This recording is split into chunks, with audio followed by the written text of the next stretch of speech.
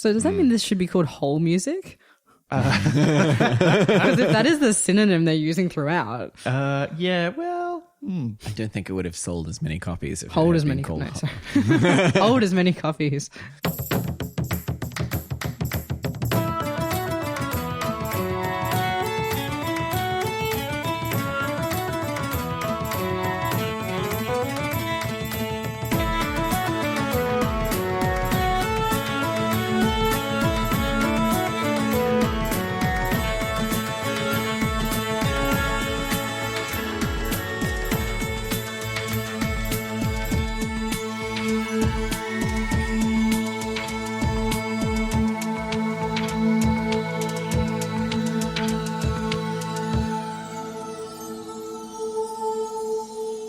Hi, I'm Elizabeth Flux. And I'm Ben McKenzie. Welcome to Prat Chat, the monthly Terry Pratchett Book Club podcast. Each month, we discuss one of Terry Pratchett's books with a special guest. This month, we're discussing soul music. Please note, I've made a sheet music joke, but I hope it doesn't fall flat.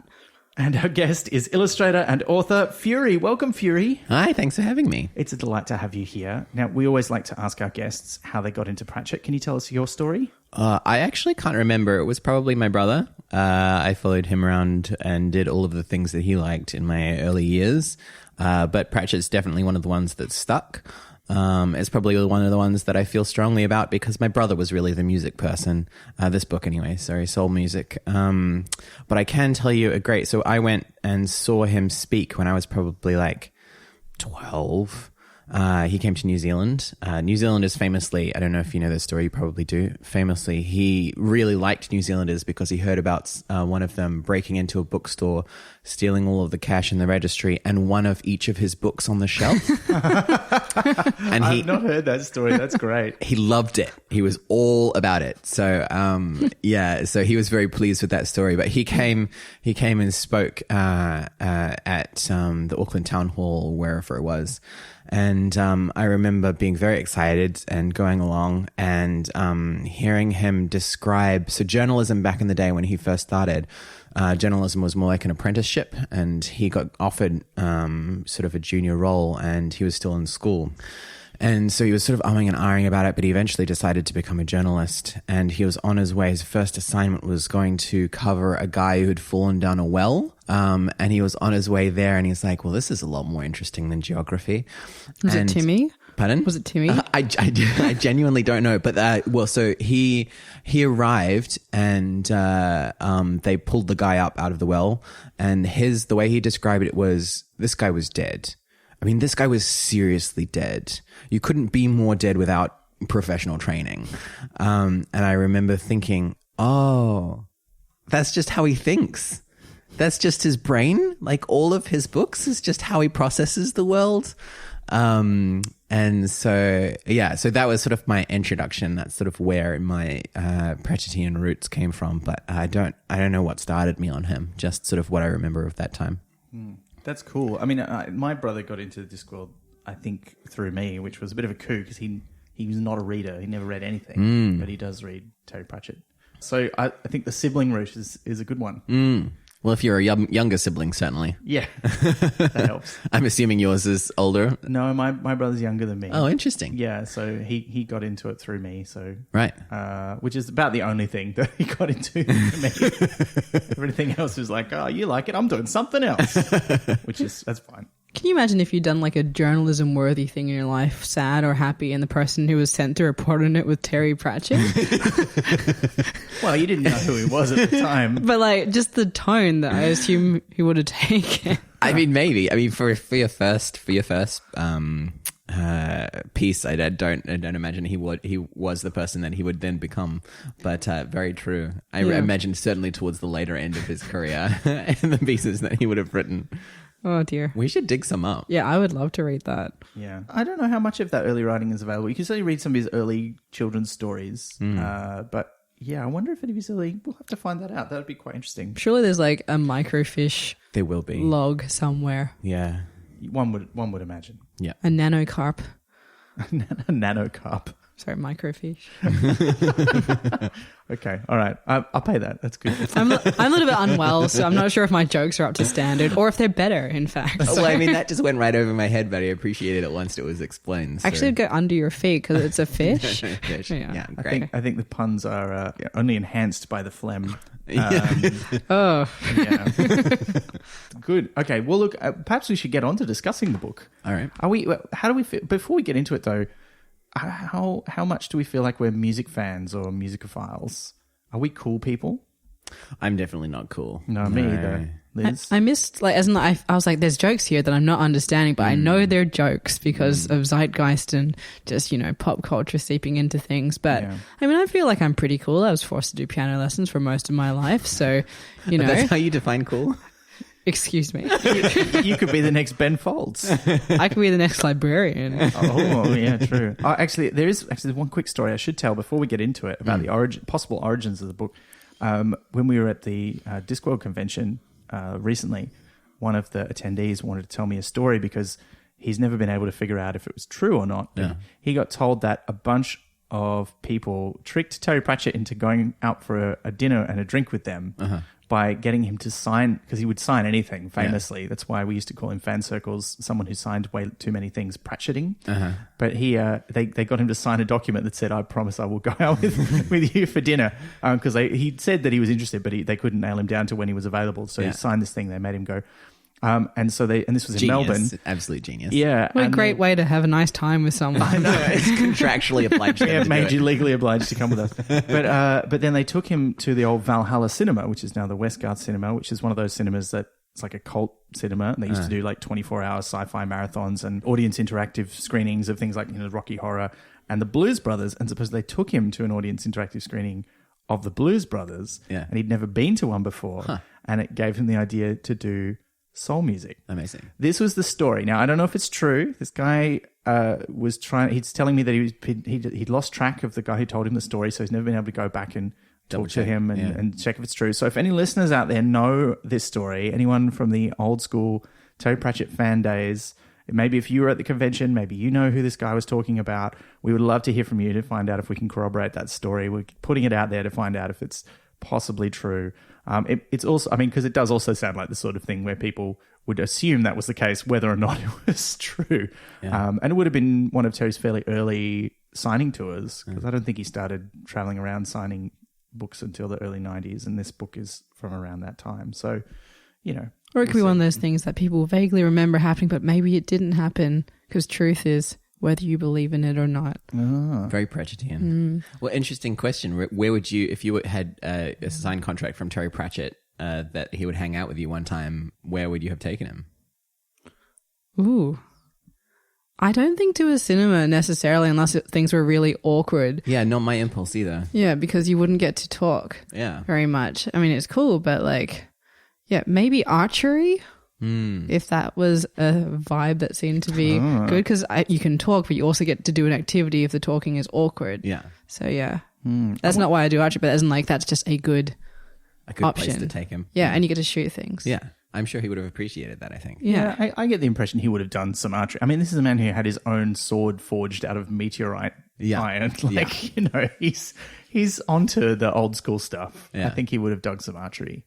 Yeah. Surely must have done some. Plus, the Melbourne archery has this wonderful surreal element that is right next to a puppy training school. That couldn't possibly go wrong. It seems to be working so far, but one of my friends did have to chase a dog that was running onto the archery field.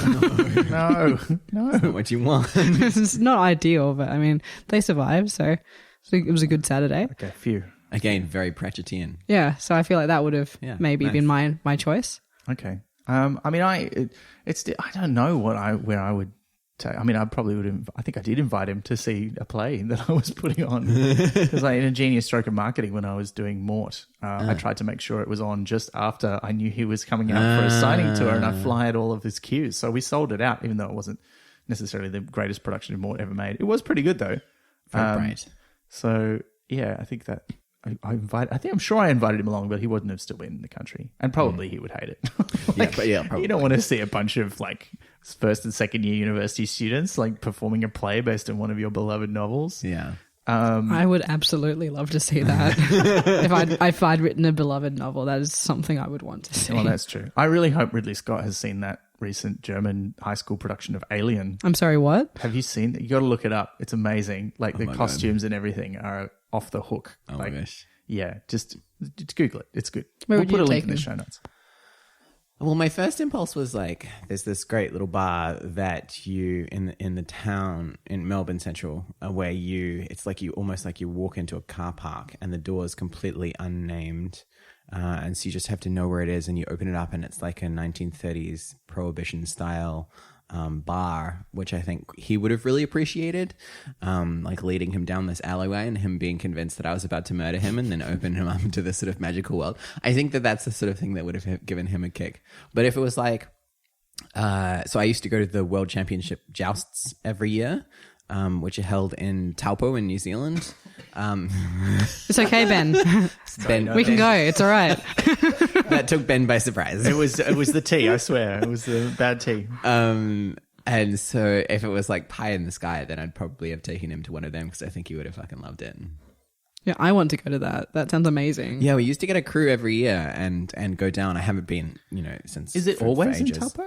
As I say, I haven't been in ages, but it was for a very long time in Taupo. So we were went 3 years in a row or whatever, and it was just a really wild time. I wonder if surely he would have gone. Well, he likes things like that. I see they're much more a dime a dozen in the UK. Yeah. Well, there's a lot more like medieval stuff there. Yeah, exactly right. Should we read the blurb? I think we should. Let's start with the blurb. Other children get given xylophones. Susan just had to ask her grandfather to take his vest off. Yes, there's a death in the family. It's hard to grow up normally when grandfather rides a white horse and wields a scythe, especially when you have to take over the family business and everyone mistakes you for the tooth fairy. And especially when you have to face the new and addictive music that has entered Discworld. It's lawless. It changes people. It's called music with rocks in. It's got a beat and you can dance to it, but it's alive and it won't fade away.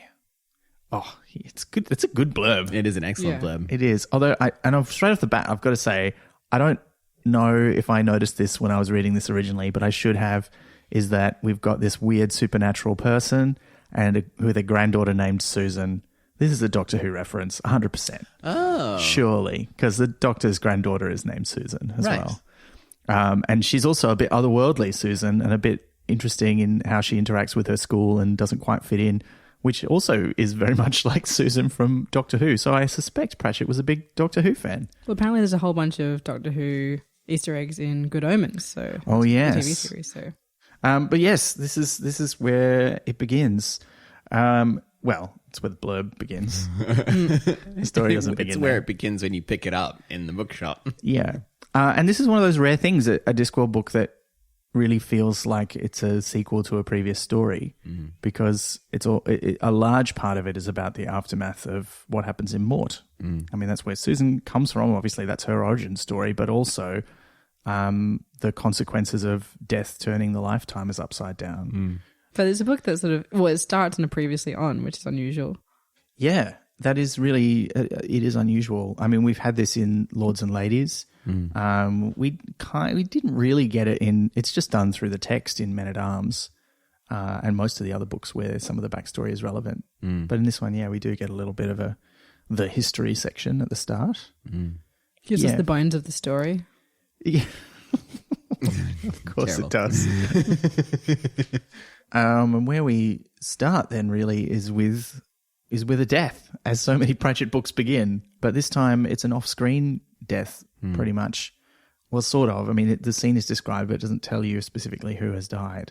And we do go to the scene of the incident later on in the book. But yeah, it's Mort and Isabel going over the cliff in their carriage. And they're not ever in the book as living people. They're only talked about in memory, which seems a bit harsh. Well, they got their own book.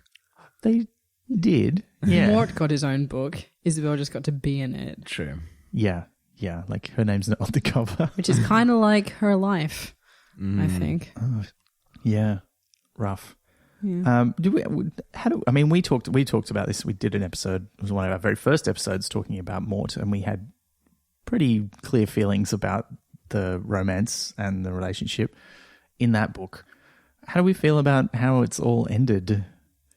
I feel like I like Mort even less in this book, even though he's in it not at all, really, because everything that reflects back over it is him restricting the people in his life from doing what they want to do.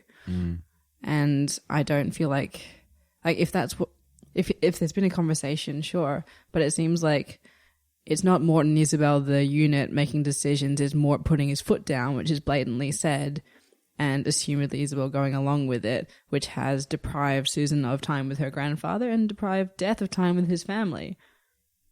Mm-hmm. I'm not sure if I'm just like projecting into that, but that was the vibe I got through here. Like, because there's a great sadness in Death through this book, and I assume that's because he's grieving the loss of his daughter and his family as a big part of it. But he's also grieving the time he hasn't had with his granddaughter. That comes through quite sadly throughout the book, and it seems like a lot of that is Mort's fault. Yeah, and it does seem like a big attitude shift. I mean, because there's that gag at the end of Mort about how do you feel about grandchildren, and he talks about having bony knees and whether that's a problem, and that's kind of gentle and nice. But in this book, it seems like for whatever reason, the two of them have just been, no way, like we want to give our daughter a normal life and not, with the Grim Reaper. And I wonder if that's because they've gone back to the real world and are living normal lives, and they realize how, kind of weird and awful it is to be around death all the time. Well, I think as well, like, so much of it is enforced onto Susan. Like, she doesn't even really remember her grandfather. That's how long ago that it happened that they made that decision to remove him from her life. And so it's kind of interesting in the sense that she then sort of gets foisted into this role retrospectively. Like, it's interesting from a narrative point of view because it's almost like coming into this inheritance and sort of trying to make sense of yourself and your identity in a variety of different ways. So for Susan, it's really interesting. But yeah, so hearing you say that, I haven't read Mort in a really long time. And when I did read Mort, he reminded me a lot of my brother, mostly because he's described as looking a lot like my brother and the way that he moves as though he's got more than the regular amount of joints. Yeah. And like, especially when my brother dances, that's exactly what he looks like. So I just like basically shopped out Mort and put in my brother.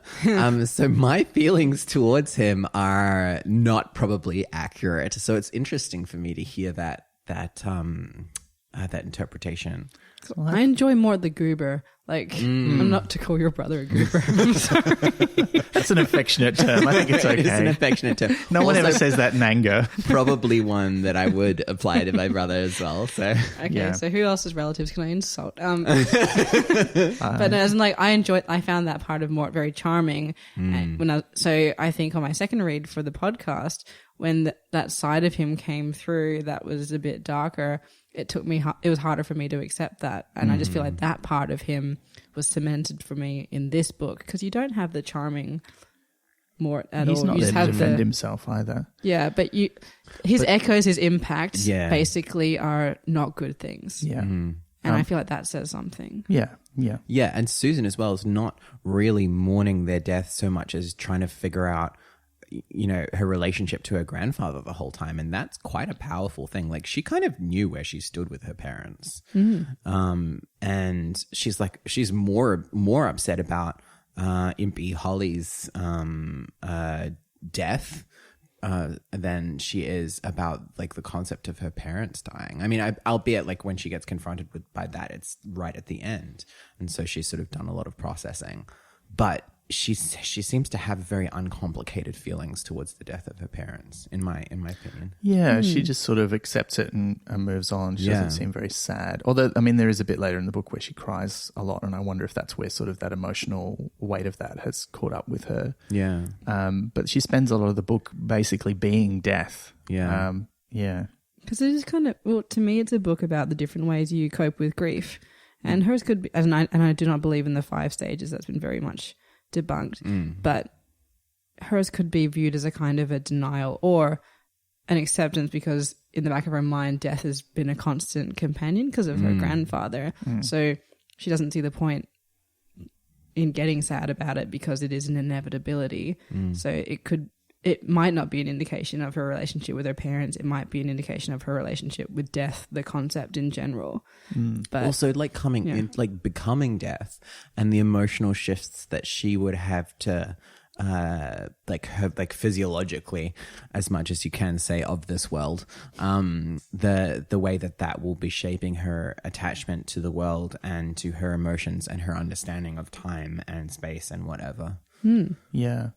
I mean, she just sort of accepts the fact of it, which is, that's very in keeping with her general attitude. She's super practical, not very sentimental. Plucky gal. Yeah, well, more so than that, like she really is just like, I don't feel things the way other people do, She really comes across that way.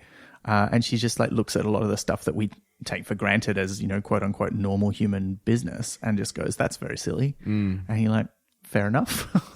Okay. And even on the Discworld, she refuses to believe in a lot of stuff which we know is real on the Discworld because she thinks it's ridiculous rather than because there's any evidence to suggest it's not real. And then there's also her parents are nobility, they're upper class twits, but essentially now, she was born when they were quite young, although probably what you would expect a fairly normal parenting age to be in the kind of pseudo-medieval society that the Discworld seems to be.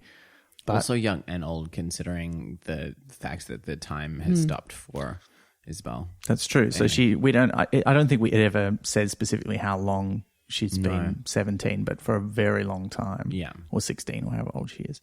But yeah, it's for her, she's been sent off to be at a boarding school. She doesn't see her parents very much. She doesn't live with them anymore. She doesn't see them on a regular basis or not for very long. And that kind of implies that sort of... Implies. Sorry, buddy. But that's... No. Why? But it does imply that kind of distance that you see in that sort of standard upper class parent-child relationship. So that might be a factor too. I don't know. Yeah. But look, we don't even meet Susan immediately. No. The first person who turns up is Death, quite appropriately, in a book that's around him. Although, like the other Death books, it's largely about him not being there. Like he's hardly in it. And I always feel I enjoyed this a lot rereading it. But I also felt a bit like, why is this a Death book? Like, it's a Susan book. Death's barely in it. That's the case with any of Death's books. Yeah, except Hogfather. He's in Hogfather quite a lot. True. But he's just not doing his own job. He's doing somebody else's job, which is fine. These early ones particularly are all about what happens when Death buggers off. And in this case, it's like, well, he's got someone else who can step in for him. But yeah, he goes back, he's watching Mort and Isabel, and he says, yes, I could have done something. And I think that's the other thing that makes me question, what is the relationship Isabel and Mort have with Susan? Because she does feel like, why wouldn't you have done something about this? And it's hard to know if she feels that way because of her relationship with her parents or from what she perceives her grandfather's relationship is with them. No, I think that's very much to do with her sense of justice and her sense of rightness and fairness in the world. Because when she's doing that job and the old man dies and his kids are awful, she's like, well, this doesn't make any sense. And then she has to go and, sever Holly's time, and she just refuses to. It's like, no, this makes no sense. So I think it's more about her trying to make sense of the justice of the world and the injustices of the world than it is about her relationship to her parents. Because she says under her regime, it's going to be like the good people live longer and the bad ones die young. Like, I haven't got the quote quite right, but she has a vision of how it's going to be when she's had a bit of time to think about it. But yeah, which I guess suggests that she thinks her parents are good. Or at least that they didn't deserve to die at that point, because the whole reason they died then is because he's turned their lifetimers upside down, which means they only get as much time again as they already had, which is 16 years. So they have to die when she's 16. They're 32, 33. And that's not a long time. And that's quite young to lose your parents as well. That's pretty rough. And she's like, why couldn't you do more than that? And he's like, that's not how it works. But it's interesting that that's the thing that she keeps. Because whenever you hear Death talk about justice, his famous line is, there is no justice, there's just us, or there's just me. It's interesting though, because they knew that they only got 16 years, didn't they? I think he kind of implies that at the end of Mort. I don't know if he specifically tells them, but yeah, I think they know. They haven't prepared anything for her. As in, like, I'm not saying they should have like sat her down and been like, on this day or in this year this is going to happen, but like you'd think you'd, I don't know. Maybe that's why they sent her away to boarding school, like to make it a bit more distant, so she's not reliant on them. But more like when it's over, like there's a letter or something that comes through, or I don't know, maybe that comes in later. I just feel like, but also maybe Death altered their memory. True. So they don't know. And they wouldn't know exactly when or how. Presumably they wouldn't have wanted, I don't think they would have wanted to know that. Yeah. Which is rough. I mean, knowing makes things a lot easier. Or harder. Well, I think if you know for 16 years, that makes it maybe a bit harder for a long time. But then in the long run, like for everybody else, makes it a bit easier. Like, like when people have a terminal illness or a condition and they know they're going to die and everyone gets a chance to say goodbye, it's still awful, but it makes it easier. Like certainly in my experience, it makes it a lot easier to deal with than if somebody dies suddenly and unexpectedly. It's still obviously sad. You still need to grieve and go through that loss, but you have had a chance to make your peace with it, and not just on your own, but with the person who's going to be gone. And I think, but that's like making that choice and knowing so far in advance, that's tough. And it's different too. Like, when it's about, we're going to die and our daughter's going to have to grow up without us. Like that's rough. Yeah, that's hard. Anyway, that's pretty. Let's get to music with rocks in it. On a down note. But then we do meet Susan pretty quickly through her boarding school and through Miss Butts. Which is so funny and so dumb, but so funny. It's the kind of name you expect someone to have at a boarding school. Eulalie Butts as well. Like, it's like her full name. Like, later it says her. Oh, yeah. It's they're all got such good names. And also, like, the way he writes boarding schools is just so, like, so I went to an all-girls school, and the way that he writes it is exactly how it is. Especially that comment about girls who can't tidy their room but will happily spend 3 hours brushing a horse. And it's like, you know this. Like, he has this incredible empathy and understanding of people regardless of where they come from. And there's kind of like, there's as much judgment as there is lack of judgment in the way that he writes people. And so, yeah, that especially was just so enjoyable to read. Yeah. Like it's equal opportunity excoriating. Yeah, exactly. Yeah. It's interesting because in Pyramids, he so nails what an all-boys boarding school is like. I mean, but it's a direct parody of Tom Brown's School Days. Well, there was Enid Blyton vibes to this as well, I thought. Yeah. Well, it's a bit jolly hockey sticks with a bit more blood and thunder. And I love that she's so good at sport to the stick because they're like the scythe. Like, I just love that so much. Well, yeah, particularly a hockey stick's a bit scythe-shaped. Yeah, or lacrosse. Yeah, I really enjoyed that as well. And she's not at all sporty except for that. And she's like, why doesn't anyone pick me for teams? I tell them how good I am and they don't pick me for teams. Yeah, it's interesting the way that she moves. So I've been looking at my own context and chewing on whether or not I have autism in some form. And it's interesting reading this again because like she reads to me as someone who may be on the spectrum in some way. And also like Death as well, the way that he just doesn't get people. It has these aspects that are like, to read it in hindsight, but especially like, why aren't people picking me? I tell them how good I am. Like that just feels like very like, okay, sure. Let's go. Let's see if we can retcon this in my head. Yeah. Well, I mean, and that attitude she carries throughout her life into the other books as well. Yeah, definitely. And I love her for it. I think it's one of the things we all love about Susan so much is that she refuses to put up with the nonsense of other people, whether or not that's something she's choosing to do or it's just how she is. But yeah, it's great. But we also learn that she's inherited a few things from her grandfather. She can just make herself unseeable. And it's that kind of unseeable. She's not literally invisible. It's just people don't notice her anymore, which is a classic very Pratchett-y idea, but also a very Adamsy idea, like the whole somebody else's problem field kind of theory. Is very difficult to make something invisible, but it's very easy to make people ignore something. So yeah, I kind of liked that. But also the kinds of things that she's writing about and thinking about at school, and the sort of things that she thinks is a waste of time, whereas compared to the things that she thinks are actually useful. Well, it's interesting, the slap on her cheek as well, because that's like this great comment, I guess, on intergenerational trauma and how we inherit that sort of thing. Because like, how do you inherit a slap?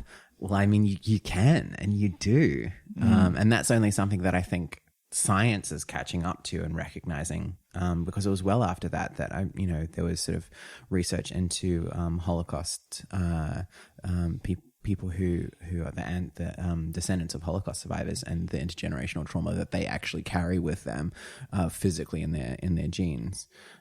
So yeah. Anyway, full on. Yeah. I mean, I don't think that was what Pratchett had in mind. No, but I think it's really interesting how it is a really good representation of that in a way. But I think that's part of how Pratchett sees things in a very almost sort of prophetic sometimes. Like, obviously that's him picking up on something and writing it in, but maybe not even understanding how true it is of humans and how we function. Mm.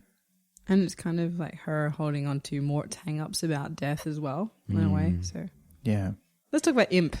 Yeah, because we also meet our other protagonist of the book. Imp is Selin, who I love all of the sort of Lamadosian words. I'm not going to try and pronounce it properly because I did learn it once. I got taught, by a Welsh person.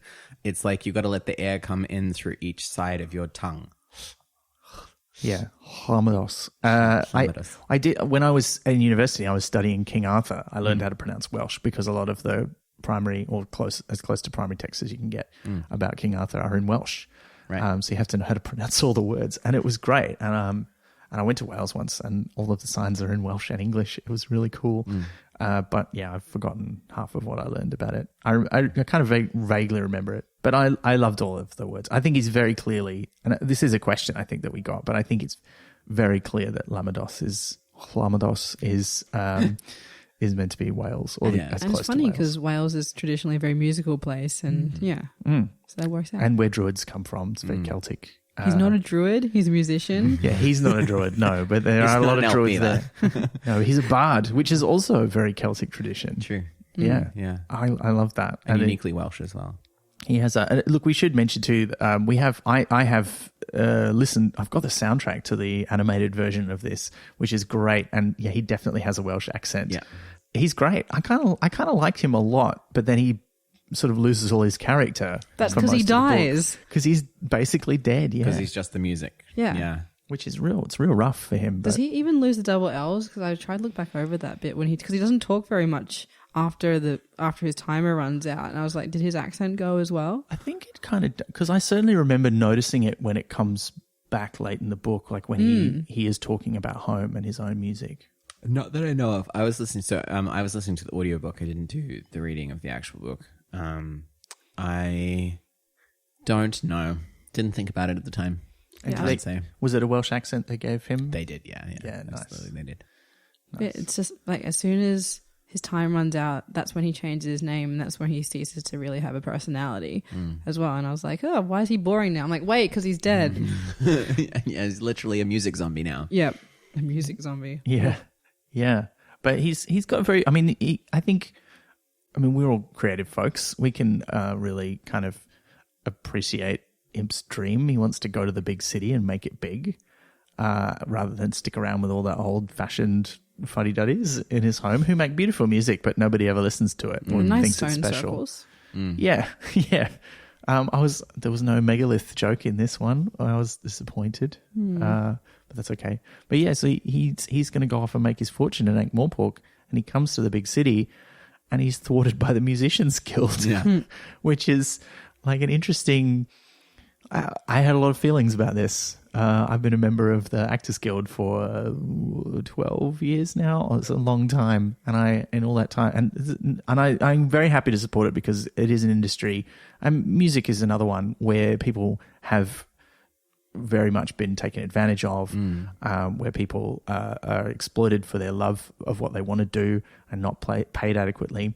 but also where it can feel like you're forgotten if you're not one of the famous people, you're not doing something that's part of the mainstream industry. Because, like, you know, I've been paying my dues for a long time, and I've had one job where I've been paid rates because all the stuff that I do is not really covered. And that's kind of a quirk of where my life has taken me more than anything else. But I certainly don't feel like they're like, you can't work here unless you pay our money. But that's what the Musicians Guild is like. What a bunch of jerks. Have we ever encountered a Mr. Cleet? I personally have not. No. So I feel quite fortunate, and I hope I continue to not. Yeah. I mean, I worked in government for a long time, so I encountered people who sort of came close to it.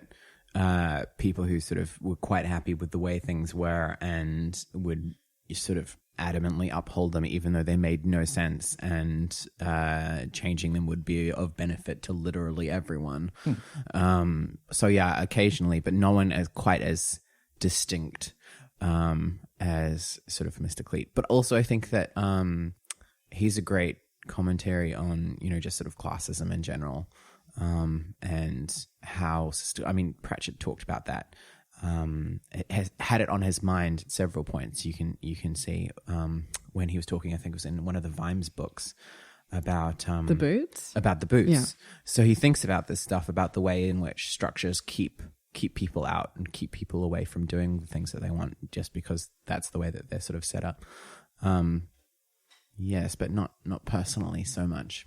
Good. Yeah, I mean, I'm happy for you. Excellent. Yeah, I don't think I have either. But he is representative of that person who is a bureaucrat first and foremost, and is not really interested in the thing that they are bureaucratizing, but is more interested in the system and keeping the system running. And we've talked about how he's worked for different guilds, so he doesn't really care where he is. It's just about it. It could be anywhere as long as the books keep saying the same thing, and the letter of the law and the spirit of the law, that kind of thing. Yeah. Yeah. You were saying before about taking advantage of people's vocations, essentially. And this book, I remember the first time reading it, feeling really pleased for Dibbler, because this book, more than any, Dibbler comes into his like it's a space that he was made for. It's like the most Dibbler. It's peak Dibbler, essentially. Yeah. And reading it again, I was like, oh no, this is actually a lot darker than when I was so happy for you to find your niche. But now I just see that you're absolutely just, you know, so horrible. The worst. Just the gouging. worst. Yeah. I just like left, right, and center, like not even giving an inch. And like, of course the music industry is like that's the perfect place for you to take this to the nth degree, because it's exactly what a lot of the music structure up until, you know, fairly recently, when the internet sort of came into the game and shifted the power dynamic, execs and whatever had all of that power. But Dibbler was so satisfying in this book to see how his brain works and how that sort of set up, and, you know, how that ticked over was really pleasing to watch. Yeah. And it felt like quite an accurate representation of the dark parts of the music industry. Yeah.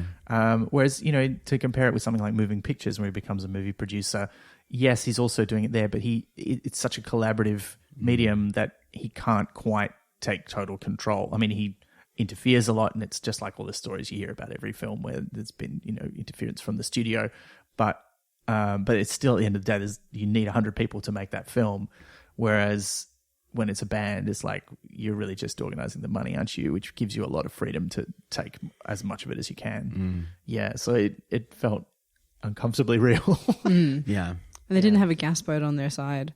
No. Yeah. No, they didn't.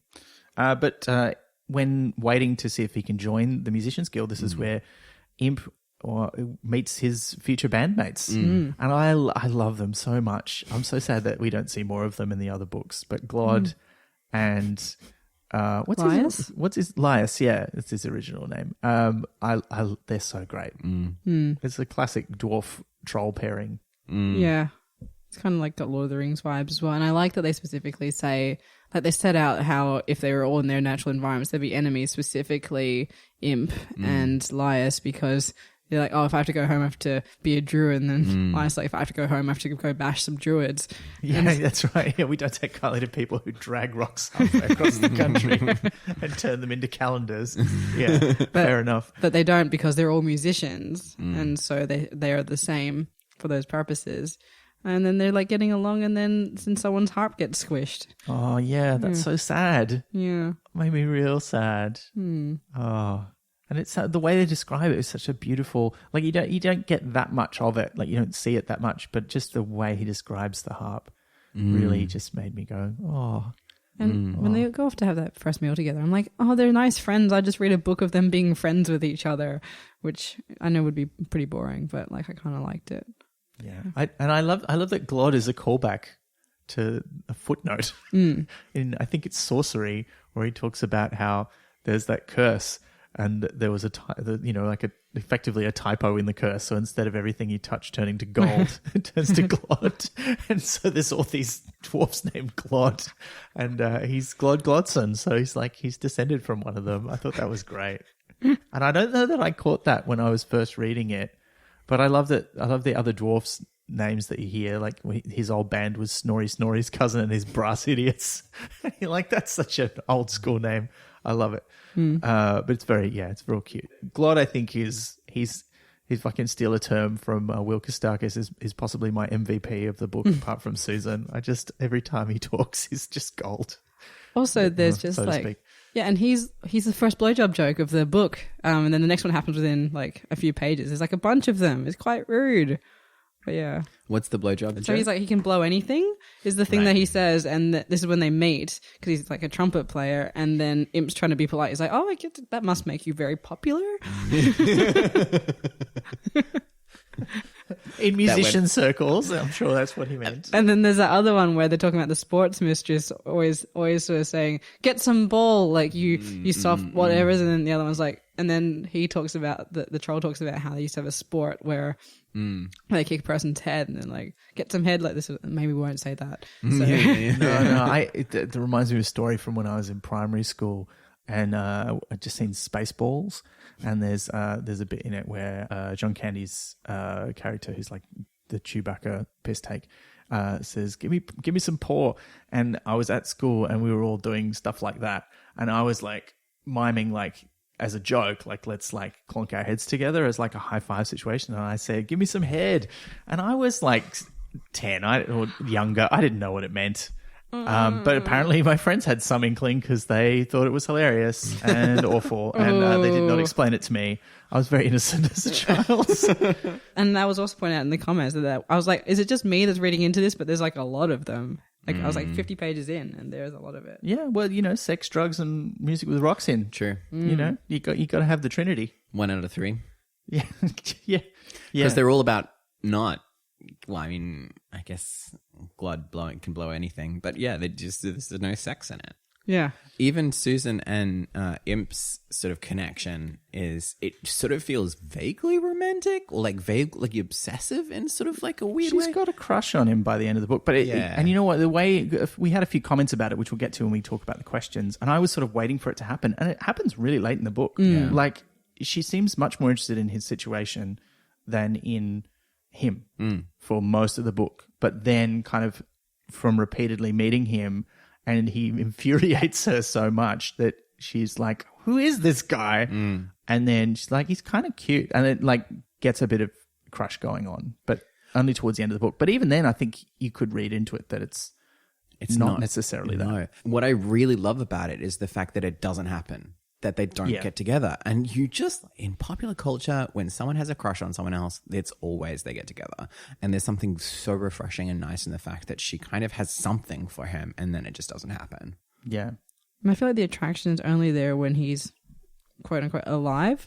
So like there's that brief moment before he's supposed to die on the stage, and then he's like the music zombie, and then there's not really that attraction, there's just her mission. And then when he's back to being properly Imp again, that's when it comes back a little bit. So maybe it's that, I don't know. Yeah, she likes the real man, not the music golem. Yeah, not the music golem, not the fame, not the fortune, but the actual person. Yeah, which is nice, and I could see that's Susan's deal. Like she's not going to be blinded by fame and excitement. And she's not affected by the music with rocks in either, really. No. But then you would hope not. Yeah. That's because she's got Rid Cully vibes as well. Like they're both like the cranky, True. like yeah. Yeah. This is where we get to the impetus for Impetus, hey? Yeah. And as soon as I said it, I was like, oh no, what have I done? I'm stealing Liz's thing. I'm sorry. How dare. But this is where, they sit on, Liza sits on the harp, it gets crushed. They need a new instrument if they're going to play, even though they've got to play in like illicit non-guild venues so they can get away with it without being members. So they go to a shop to try and find a new instrument. And mysterious shop. A mysterious little magic shop, which is, very much called out as a trope in this book, and a glorious one at that. And they buy this mysterious guitar, which rocks.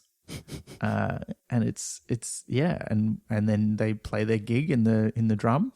And we've also got to mention that Lias pays for it and some other stuff with one of his diamond teeth. Teeth. One of his diamond tooths. One of his tooths. That's how a troll would say it. But I felt like that was kind of, I don't know if this is a lot of bands, but when the Beatles first started, they got in massive amounts of debt because they kept buying instruments and had to owe money, and that's how one of their managers sort of took them on by paying their music shop debt. Oh. So I felt like this was almost a Beatles-specific reference. And Dibbler does something similar for them later on, yeah. Although why he never just pays their guild membership, I don't know.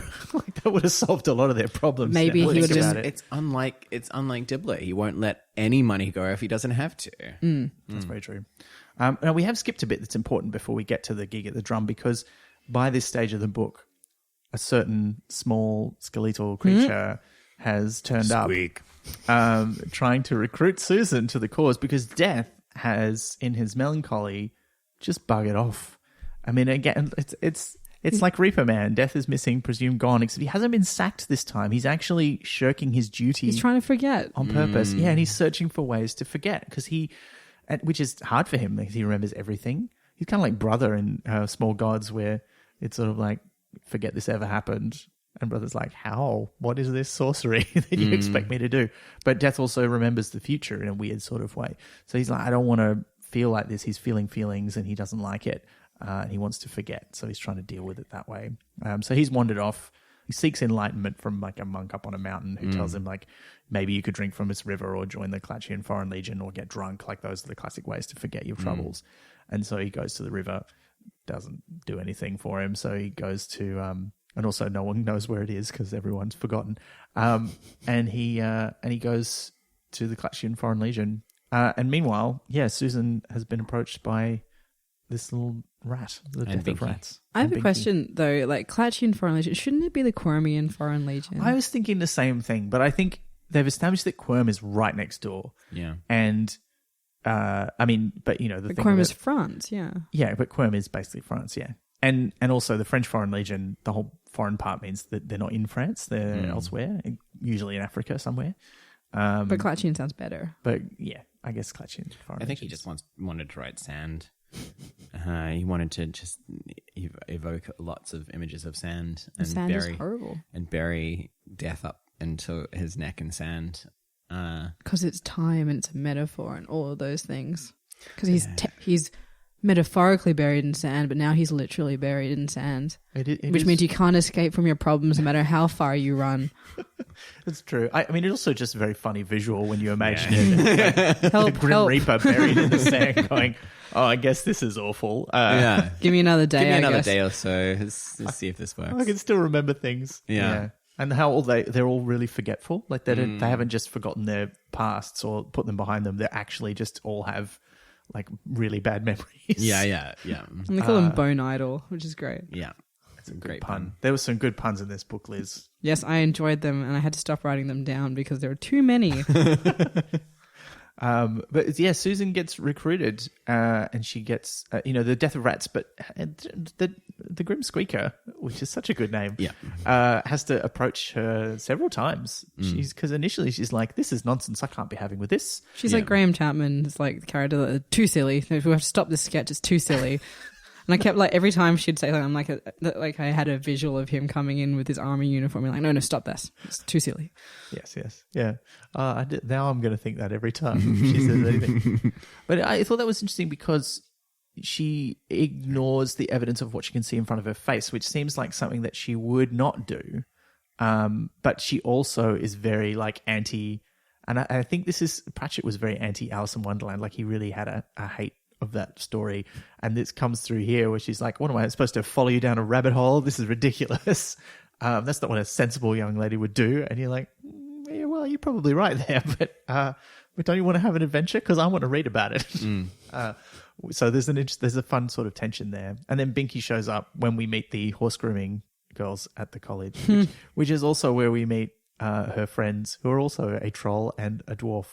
I feel like this is the classic trio. Anytime you want to show somebody in the Discworld is all right, you give them like best mates who are a troll and a dwarf. But also that makes their Imp and Susan's plot lines mirror in a really interesting way. Yeah. In like a fateful way, almost. Yeah, that's true. I hadn't thought about it like that, but that's cool. I do like her friends. They're pretty great.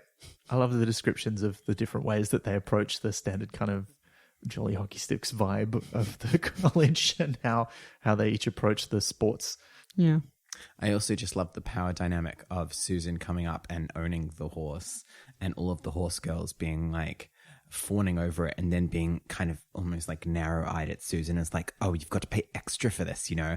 Again, just like so perfectly accurate for that scenario. And you can imagine it so well because horse girls are just such a thing you can picture straight away. But yeah. But I do love Jade and Gloria a lot. And we don't get to see that much of them. They're sort of their one big scene is when Binky shows up, and then they're kind of mentioned a little bit at the end. And yet again, it's the dwarf bringing in the blowjob joke. Isn't it the troll? Isn't it the heads rolling around? Isn't that the troll? Yeah, but then I think it's Gloria who points out that like she wouldn't say that. Because like I think the troll says the sports mistress would say, "Get some head." Yeah, but that's nice because then we get the jokes from both sides. Now that sounds like it's a dirty joke. I didn't mean that. Oh dear. I'm sorry. What's happened to this podcast? It's gotten very filthy since the last episode. To be fair, I think it's the book's fault, not our fault. That's fair. That's fair. But then she does go with Binky eventually. Like she puts him in the stable, and then she comes out at night, gets on his back, and he flies off. Although not before hovering in the air in front of the others, which makes them all a bit suspicious. And she goes to Death's Domain and remembers what she couldn't remember because she's had her memories of her grandfather not erased, but made very vague.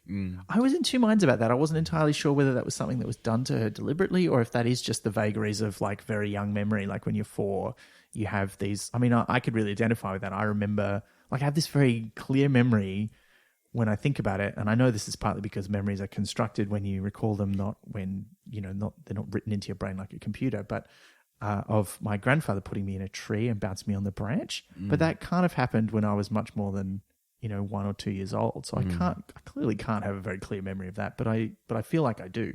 And then there's a lot of other things from when I was about that age that I don't have that clear memory of.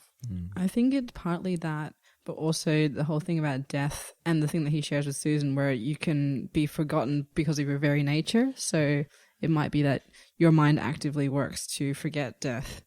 And that's why Susan can't quite grasp it as well, in the same way that people can't grasp that she's in a room if she chooses not to. And it's not a choice thing. I think it's just your mind works around it. Kind of like when they see Binky floating at the school, they immediately sort of write that off as not, that couldn't have happened. So like we're going to just not remember that as it was.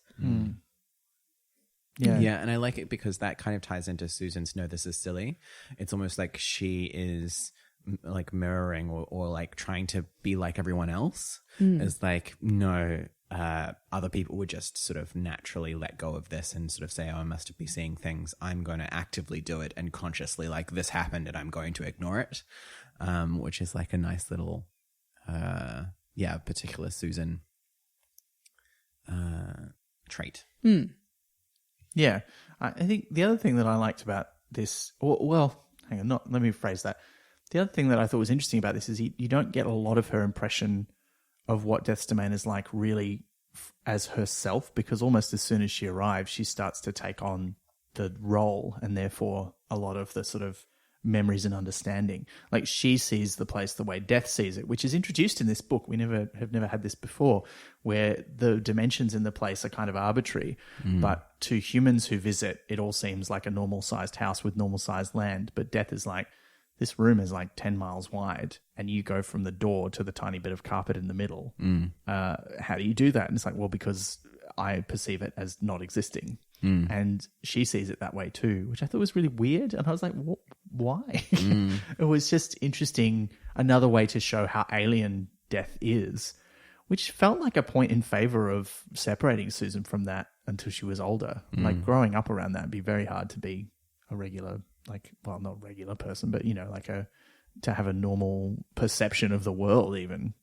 I don't know. Does that make sense? As in, like, if she was taught about both sides of who she is earlier on, like, she could have learned to separate them as well, rather than being confusing, like, when she turned 16.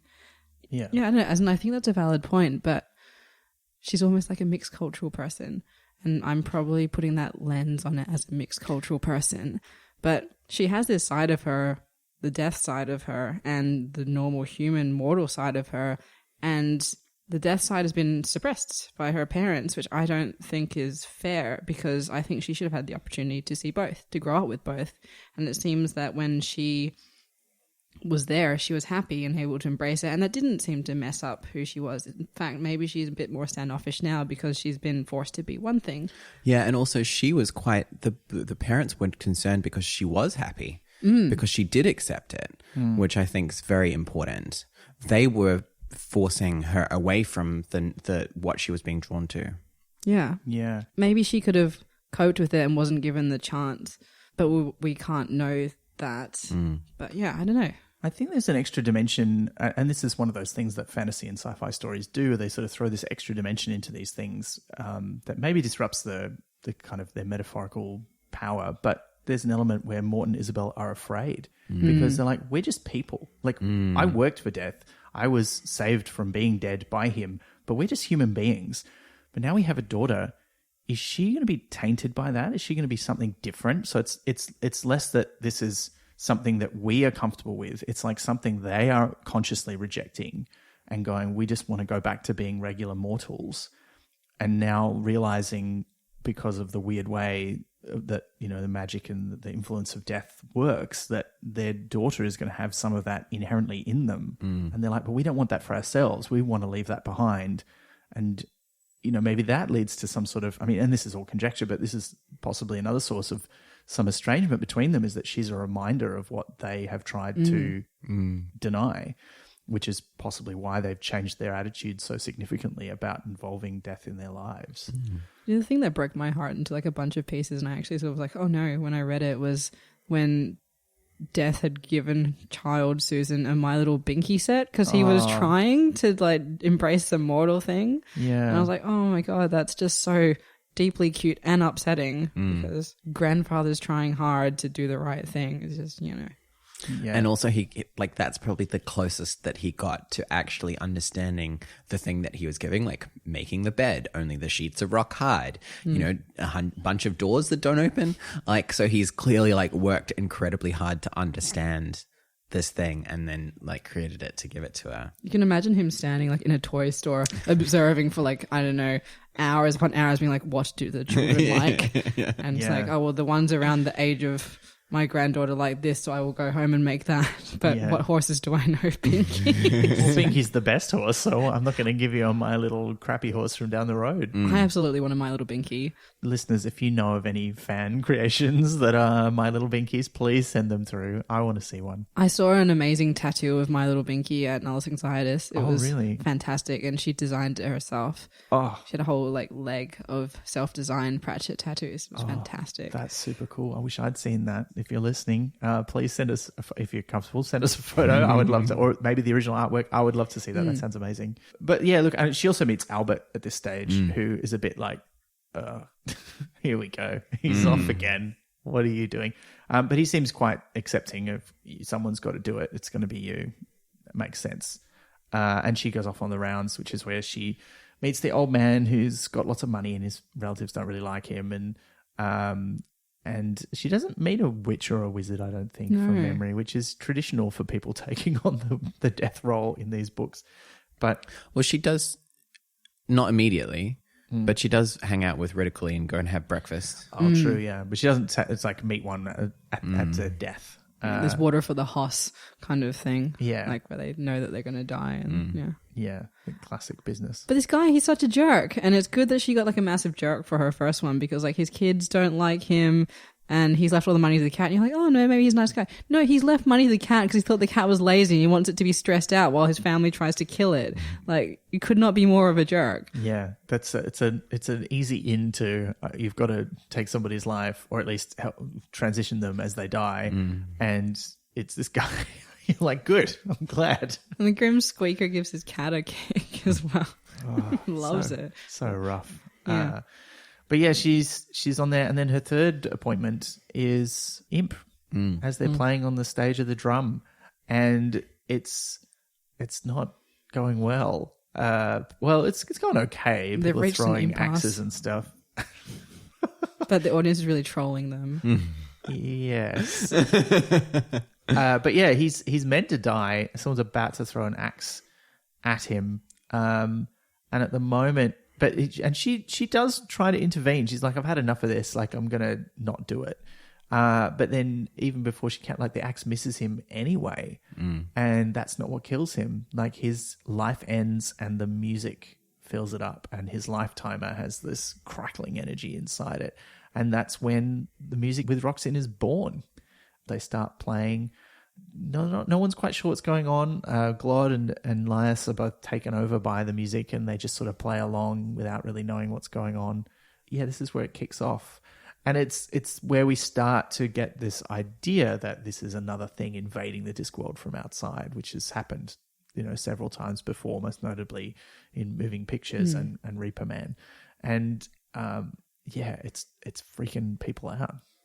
But they love it. They do love it. I forget, is the librarian here for the... Librarians are here for this Librarians one. at the first gig. Yeah. And he always is. Like, he's an early adopter of everything. Yeah. As are very the other excited. wizards, like Rick Kelly describes them as a weather vane. Like when anything weird happens, that it happens extra hard to the wizards. But he's got a big recreational life. Like, he spends a lot of time outside the university just enjoying things, which is kind of nice. Yeah, although there's always those implications that he freaks people out. Like when he goes to certain, like he freaks out strippers by sitting in the front row. There's With a joke banana. about that. Yeah. And you're like, that's not cool, dude. Like, don't do that. But yeah, apart from that, yeah, he seems quite jolly and having a good time. It's weird that he's often depicted as being so in tune with his orangutan nature, and then in stuff like this, he's still very, very human, which I kind of like in some ways. Yeah, but yeah, it's an explosion of music with rocks in. It's here to stay. It's happening, and they decide that they're going to change their names. Imp reveals that Imp Iselin means bud of the holly, so he changes his name to Buddy. Which is such a good... It's so good. It's like, because I didn't see it coming. A lot of them you can see coming. Yeah. And then you're like, oh, of course. Of course that's the story that I'm reading. Oh, so good. Yeah. And then Lias changes his name to Cliff. Which is such a good troll name. But like Cliff, no one makes music called Cliff. Oh, so rough. It's just, I mean, because I did not grow up with the music of Cliff Richard, but I did grow up with the Young Ones, which introduced me to the music of Cliff Richard. So I feel like, yeah, I'm on board with this reference. It's pretty great. I had the Shadows, and I'm like after Cliff Richard, I'm like, oh yeah, this is like a thing. And then apparently they were all together in a group, and I didn't know that. It's kind of like how I got, was it Blackadder backwards? It's just always the other way around. Oh, that's all right. Like I read this before I read Mort, actually. Well, it's like, so many of our generation watched the Simpsons episode of Streetcar Named Desire before they knew about the Streetcar Named Desire. Yes, that's where you learn about it. Yeah, because it's not a text that gets studied in high school very much anymore. Not in this country anyway. But yeah, after the gig, they decide they need a keyboard to accompany the band. And fortunately, the librarian's gone home to play with his organ. Which is... Yet another dirty joke. But it does also give us the great Blues Brothers reference where they go to the opera house to steal the piano and they say they're on a mission from Glod. Yeah. Which is so, it shouldn't tickle me as much as it does. But it's delightful. It really does. I really enjoyed that. I think there's a couple other Blues Brothers references in here. Like, is someone wearing sunglasses at nighttime at one point? I mean, which is also I think Hitchhiker's Guide Chiroprace does, I think. Yeah, Chiroprace the Troll does. Yeah, but I don't know. I just love it a lot. And then, yeah, the wizards start to react. It's basically just the music with Roxanne taking over the place more. Except for Rid Cully, because he's sensible. It's true. He's immune. He is immune. You just think someone's trying to kill him. He's great in this book too. He is great in this book. I feel like more so than in a lot of the other books that feature the wizards, he's kind of like, well, I'm going to be the sensible one and get stuff done, while the other wizards just kind of go crazy. And also when he pairs up with Ponder Stibbons, and Ponder's like, what is happening? I have no idea. It was great. I think my favorite part of the wizards going crazy for music with rocks in it is when the dean starts fashioning a new pair of trousers, and Rico's like, "This is ridiculous." It's like, "Well, you're not going to name them after you," and I was like, "Oh my god, they're deans." They're deans. Yeah. So good. Also, the whole James Dean, yes, overtune is it's just incredible. And there's several like almost references to, well, there are references, but there's several almost moments where someone nearly says the classic line from Rebel Without a Cause, which is, it's great. But yeah, look, I think this middle part of the book is really just that escalation of all of this happening. Susan trying to figure out what it is, coming to several of their gigs, and Rid Cully going to a few, the Wizards going to another one. They go to the big gig, which is after the drum where they play in the cavern. After Dibbler's taken them on as the manager. And then as people hear the music, they start wanting to play it themselves, and they're not real good. I do also like during this part of the book, and I think we're probably going to shorthand the middle part of the book because there's so much just there. Like the swing tree, we're going to cut out the middle of it. I loved that. Excellent. I loved it. I actually remembered it differently. Like, I remembered that it was just the middle was cut out so that the swing could go through, but I forgot that he actually put supports on either side. Like, he hasn't just defied the laws of gravity.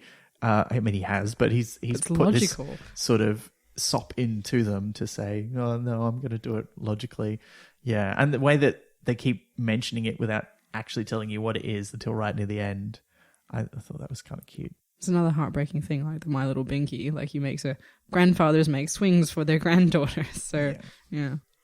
That was really sweet. Yeah. But yeah, I do like when Glod and Cliff decide they're going to go back to the shop to see if they can figure out what was going on there, because it has and this is a detail I'd forgotten about since the last time I read it, that when they buy it, it's got like the number 1 chalked on it, and when they go back to the shop, they realize that all the things in the shop have numbers on them because it's a pawn shop for musicians.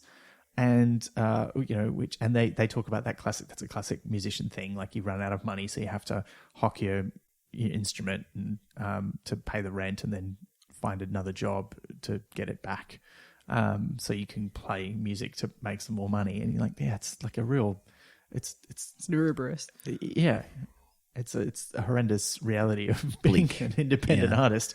And they're sort of like, what is this place? And I love how they go back to it, and Glod's like, see, I told you it would be gone. And then Cliff's like, no, it's on the other side of the street. And they go, oh, I'm sure that's not where it was. And he's like, you just don't remember. Then he's validated because it does like change sides of this. It's so good. She absolutely put it on the wrong side of the street. And I love her, like, she's got the little lever under the desk that makes it move or disappear. I'm like, that's a classic magic shop business. And she knows there's a lot of genre awareness going on in those scenes, which I always am a bit tickled by. And they play more gigs. They're on the run from the Musicians Guild because Mr. Cleet's like got his enforcers after them, but they keep getting defeated by Susan. She's like, you're not killing him. Like, I'm trying to figure this out. So there's this escalation of stuff happening. And Buddy has insisted on having a free concert because the music should be free. So Dibbler, initially hesitant about it, has leaned into it and essentially sent them off to be out of the way while he organizes how to make money out of it. And also takes on a whole bunch of new bands. Yeah. And they go on and tour. And actually the one bit of Discworld merchandise that I most covet is the Band with Rocks In t-shirt. And there's quite a nice one that you can get from the Discworld Emporium. Although I I'd also quite like to see like a fan-made one that looks a bit more like you imagine that they would have looked in the Discworld, because they would not have been screen printed. It's never actually made clear how they're making T-shirts, or indeed that T-shirts are a thing, except that they get Chalky the Troll to print them up for like $1 a piece or whatever it is. I feel like he'd have like a rock on the other side that's carved with a thing, and just like bash the thing onto it. Oh yeah, yeah. Just like do an indentation and maybe like drag that through some like a big dye, like or a some big dust. stamp, maybe. Yeah, yeah, that makes sense. Like a potato. I sort of imagine like a potato stamp, but with like rocks. Speaking of stamps, they mentioned stamps in this, like as in like he uses stamp, like Terry Pratchett uses stamp as an analogy in this book, and I'm like, but you haven't had the post office yet. I think it's is it a real world one? Because it's a real world analogy, so it's coming from our world. But I'm just kind of like, ugh. He does do that, yeah. It's often used like cars or real world. Well, less so as the series goes on, because he can refer more to in-world stuff because he's invented more in-world stuff. But he's still at this point still occasionally referencing stuff from our world to explain it to us, the reader. Yeah, which is usually quite seamless, but every now and then you see one and you're like, what? Yeah. Do they have cars in the Discworld? What? Yeah. I have to say the segments where they're on tour as well were very well done.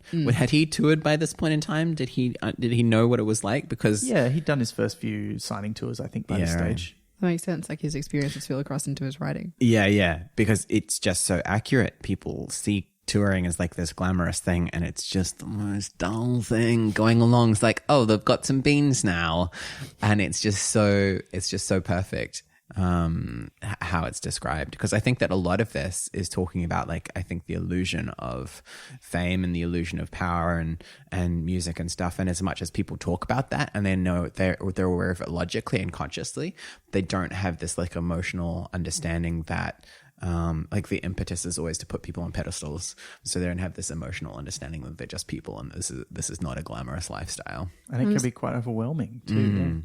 And underscored by the fact that the poster doesn't look like them, to the point that people don't recognize that it's them. So the only thing that's recognizable about them is their music. The people are almost irrelevant to the image. Yeah, 100%. But I also liked how when they're on the tour, the only time that they really feel like they're getting anything out of it is when they're playing. And even then, that's mostly Buddy, because Claude and Cliff keep talking about how they barely even remember what happens when they're playing, because the music kind of takes over and plays for them. And they're both musicians who can play still. I mean, Buddy can't really play on his own anymore, as we discover later in the book. Like unless he's playing the music with Roxanne on the guitar, he can't do it anymore. His soul is gone. It's replaced by the music with Roxanne. He used to be out of the music, man. Yeah. Sold out. I don't know. I feel like he can. It's just like we're talking about when he gets up on stage, right? And when he asks permission, basically, just to do one of his own. I feel like he can, but it's not what the audience wants. Oh, yeah. And I really felt that, and I understood that, because I know that when you sort of, I see that tension in people who perform, like, I mean, Radiohead's playing Creep, for instance, and then writing My Iron Lung about it. People want a certain thing, and when you don't give them that exact thing, then they're really disappointed by it. So I felt, for me, that was my interpretation of like, oh, I just want to do this thing that was before this, and then people not responding to that. Yeah, and I always found that's a real tension as an artist of any type, like whether it's comedy or drama or anything, is that you sometimes are making things for yourself, but you are not your primary audience, and you have to make things for your audience, or what's the point? And then you also make things for yourself. And in an ideal world, those things would be the same, but of course they're not always the same. So yeah, I thought that was a nice touch in the book too, that really comes out. Yeah, I feel like Terry doesn't make things for his audience, though. I feel like all of his work was for him, and it just so happened that his audience had the same tastes, and that's kind of an interesting contrast to this character. Yeah. But yeah, the tour goes on. It gets more raucous. Cities start to not want them to come because the audiences go crazy. But also one thing that happens is back in Ankh-Morpork, Rid Cully has gone to see Ponder Stibbons in the high energy magic building, where he not only gets them to try and figure out more about what is this music with Roxanne business, and becomes more and more sure that it's eldritch horrors invading from another dimension. And Ponder... we briefly meet Hex for the first time, although Hex doesn't really do anything, which I thought was a shame. Like, he gets it to add up some numbers. It's not yet self-aware, so there's no Skynet on the Discworld at this stage. But that it tells you. Well, true. It's keeping it secret to itself. But also they realize when they go to a concert together that you can trap the music in a little box with a string because the music wants to spread. It wants to get into as many ears as possible and into as many souls as possible. And Dibbler finds out about that because Ponder doesn't know when to shut up. Yeah. As they're walking home from the gig, and he goes, "Oh, maybe I can make this work." But it only works on the original music with rocks in. It doesn't work on It's just weaker. Yeah. Yeah, which I thought was an interesting touch because because they said it's not really magic, but it's also not really science. Where they have to have a string in the box to capture the music on, which I thought was quite interesting. And you never get to see him use that scheme because it's not until the big free concert that he's got all the little boxes set up on the stage, and I'm like, are we going to see a music distribution parody as well, where he's trying to sell these music boxes to people, and how much are they going to pay for them, and are people worried about the fidelity? How you set them up in their homes? Well, that, I think that's what it was nodding to, right? And that's where it was headed, but it just got snuffed before then. Yeah. Probably for the best. Yeah. Definitely for the best. Too much book otherwise. Too much book, and also too much power to Dibbler. Yeah, true. Oh, yeah. He needs to be thwarted. He needs to go back to his sausages. It's like a sitcom. Yeah. You know? Did he get properly thwarted in this book? Well, he loses all the money that he made. Oh, that's true, yeah.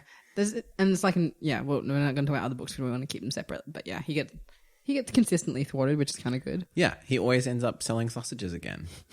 But he always has that spark to keep trying. Yeah, well, it's the next scheme, really. Yeah. He's always on to the next He's a schemer. He's even more like Arthur Daley-ish in this book, I feel, than in some of the other ones, because he's got that whole thing where they go to Sator Square to meet him, and he's like, "This is my office." And he's like, because I've found that not having a specific office means it's a little bit harder for people to find me, but on the other side, not having a specific office makes it a little bit harder for people to find me. I'm like, that's so dodgy salesman stuff, isn't it? Oh, it was great.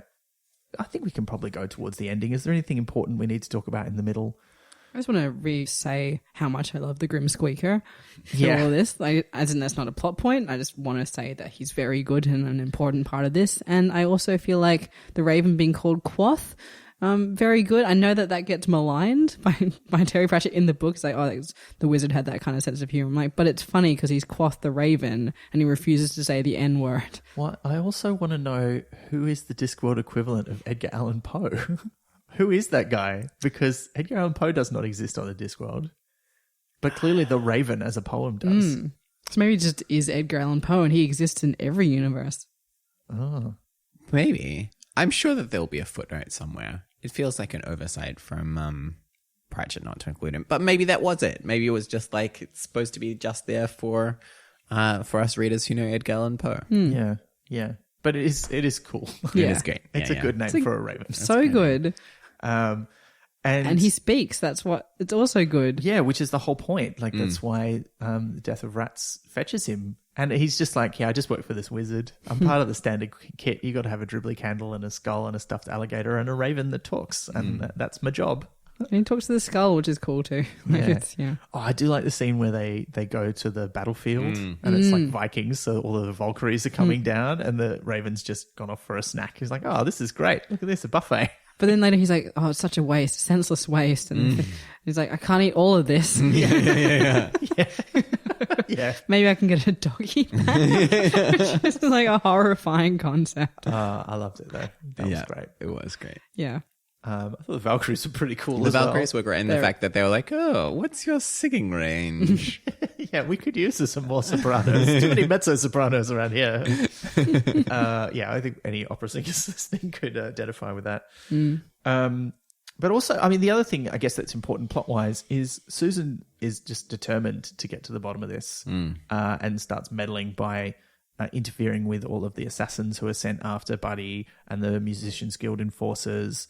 And the Musicians Guild members are horrified that Mr. Cleet is employing assassins. It's like, no, we're supposed to do this ourselves. We break our own fingers. We smash our own windpipes. We don't employ assassins to actually kill people. We give back instruments very slowly. That kind of thing.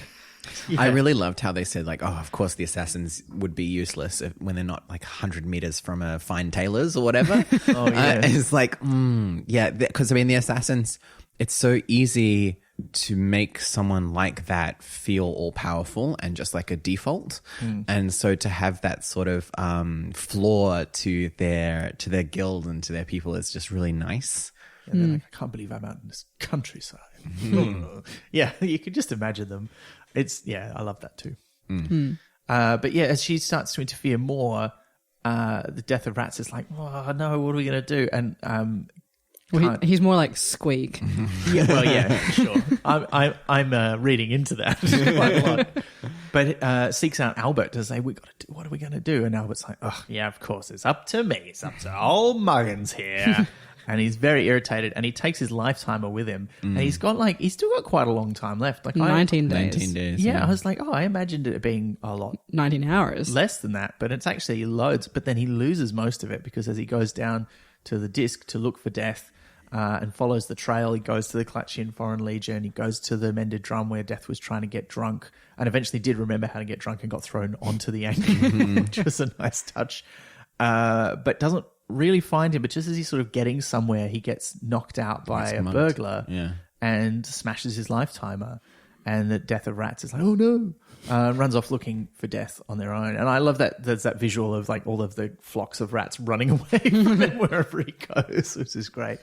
And meanwhile, Death has ended up, after coming out of the Ankh, with the homeless population of Ankh-Morpork, the members of the Beggars Guild. Which is one of your favorite jokes, isn't it, Fury? So that great moment where he's sort of like begging on the street, and the band whose name keeps changing but is at one point the Whom, which is my favorite of their band names.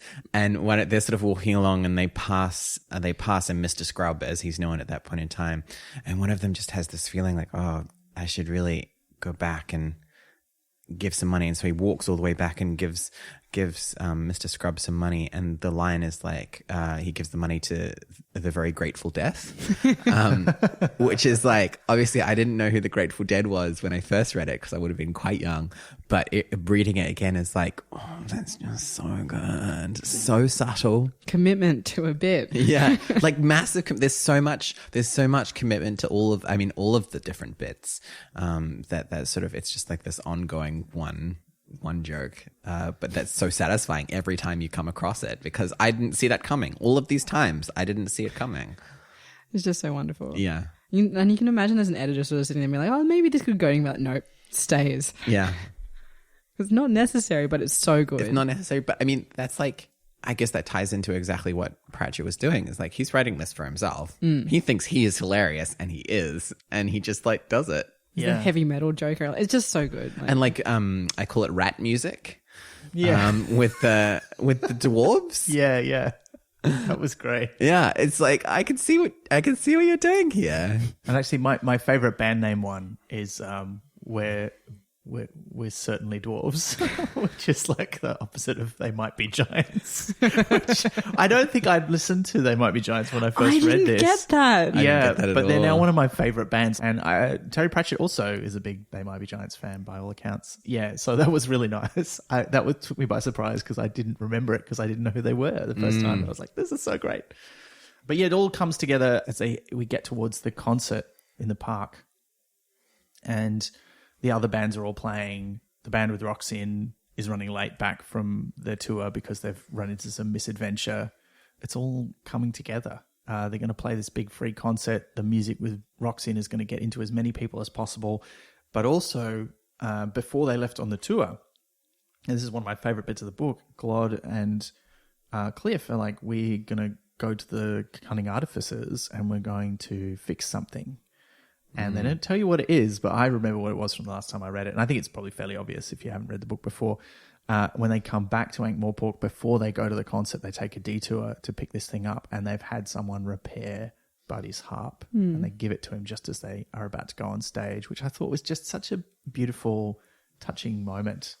And I just look, I'm just a sucker for good friendships in books, particularly between men, because you don't see it very often portrayed in a way that seems healthy and warm and loving, but also just in general. And I just love the band with Roxin and the camaraderie they have, and how worried Glod and Cliff are about Buddy. Like, they just know something's not right and they're trying to work it out, but it's just beyond them and they feel like they can't do anything about it.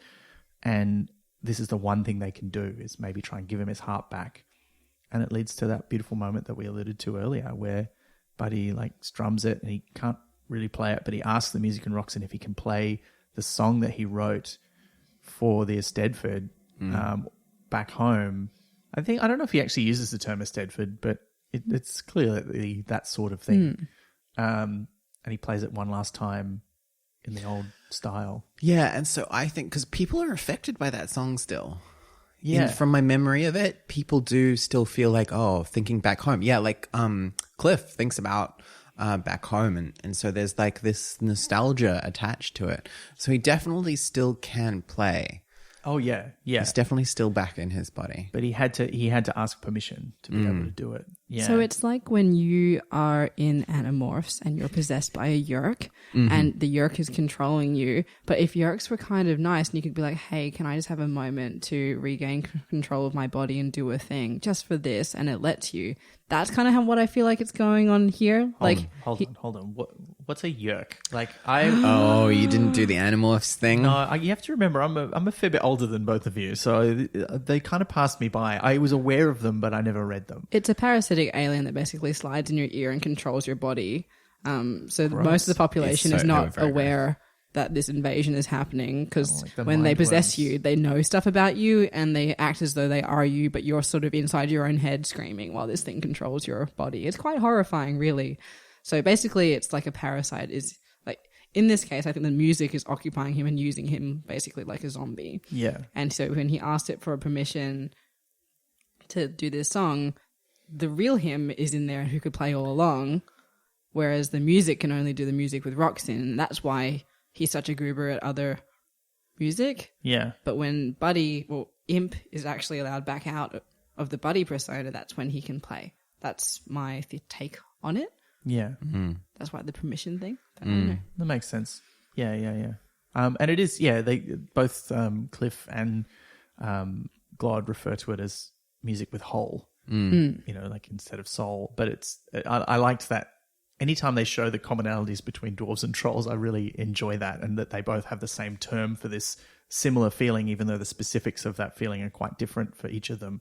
I love that. And the way that it affects the crowd, it's beautiful. So does that mean this should be called whole music?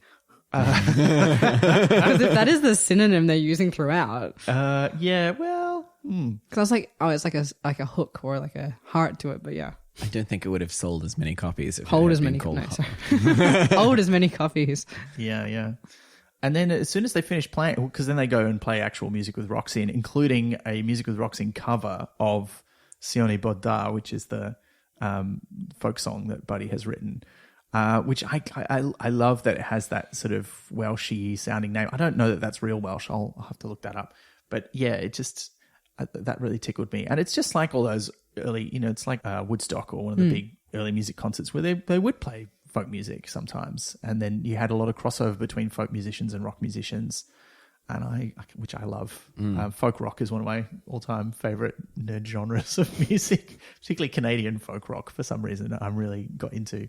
But yeah, I thought that was great. It's really lovely. But then, as soon as they finish playing, they run for it with all the stuff, and as they don't realize at the time, all of Dibbler's money from the concert tour and the concert itself. So they've got a whole lot of cash.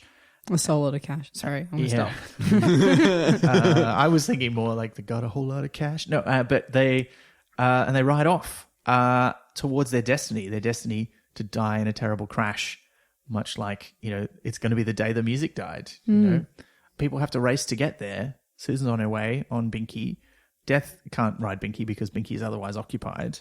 But he knows that somewhere in this town there is a horse that he can ride. And this whole time the librarian's been stealing bits and pieces. And I'd completely forgotten.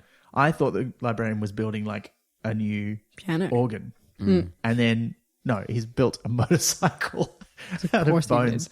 And it's such a small part of the book, but it ends up on the cover because that is awesome. Because what a hacking image. Yeah, the Grim Reaper riding a motorcycle made out of bones. Incredible. And then he rides off on, and it all falls apart, but it says, as it says in the book, that doesn't matter. It's still essentially there. The memory of the thing or the soul of the thing is still there. Some Good Omens vibes there. Yeah. And they all make it to this corner. And it's the same corner on the same road where Morton Isabel died, and which I thought was interesting, but like it's like they put a handrail up there. Well, I mean, it's the two Susan and Imp's plotlines. Like even Imp gets taken over by the music, and Susan gets taken over by death. And so their plot lines are very intertwined and sort of mirror each other very particularly. And maybe that's another reason why she feels that kind of crush on him, is like, you're like one of the only people who could understand what I'm going through because you're going through something kind of similar. So that kind of, I like that too. That's a good thing. But yeah, they all make it there just as the cart goes off the edge, but they manage not to die, but they see the other sort of future where that's what's supposed to happen. They die and Music with Roxanne becomes a legend that lives forever. And I think at this point of the book, I was a little hazy on what exactly the Music with Roxanne wanted, because we get this great like resolution where Death turns up in the nick of time to help out because Susan's not quite sure what to do.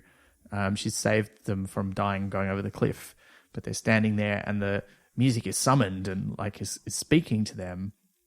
And that's like, this is a great song. He gets the scythe and he smashes it on the ground and picks up a little sliver of it. And he takes the guitar and he plays a riff on it and slices all the strings. And it sort of sets the music free in a sense, but also is killing it. And suddenly it all goes silent in their heads, because this is where the music reveals like, I'm the beat. And this is referred to a few times earlier in the book where they're talking about the idea that the music begins, or that the whole universe began with a sound. And we've already heard this idea in previous Discworld books with the listening monks and stuff, but that the Music with Roxanne is that sound, the sound of the start of everything and the beat behind. I think it says like, I am the beat in every heartbeat or something like that. And now it wants to be recognized. But I'm actually a little bit hazy on what exactly it wanted. What was its goal? At one point they say it wanted what everything wants, which is to procreate. And that's where rat music came from. Oh, yeah. It was around that time. And so part of it is the spawning of a variety of different musics. That's one thing that it wanted. I'm not sure if that was its like main goal. Yeah. Because I guess because it feels like it is everywhere and it is already everything. And now it wants this sort of recognition almost, that it wants to come out of the shadows, I guess, and be recognized for what it is. But it's a bit too powerful in the way that it takes over everything. But is it though? I don't know. You throwing back to that thing previously with finding the guitar in the shop and having one on it. So presumably like the one harks back to the start of the universe. Yeah. And that this god that they're speaking of had to hock their thing because they ran out of money or something like that. No one was paying them to start any other universes. Yeah, and so they left it at this pawn shop. And so it might even be just the idea that the gods moved on and it's just been found again, and it wanted to be found again, it wanted to be played, and wanted to be heard. Sick of hanging around in an old music shop, not being played. Yeah, I guess that makes sense. What did you think about this, Liz? It was kind of like, viruses and bacteria. There's that theory, like not a theory, but a way of framing it that you go, oh, I've got a cold, which I'm thinking about obviously because I've got a cold. But I've got a cold, it's inconvenient, it'll move on. That's a virus using your body to procreate. But there's the thing that's like, do we exist so that bacteria and viruses have a host?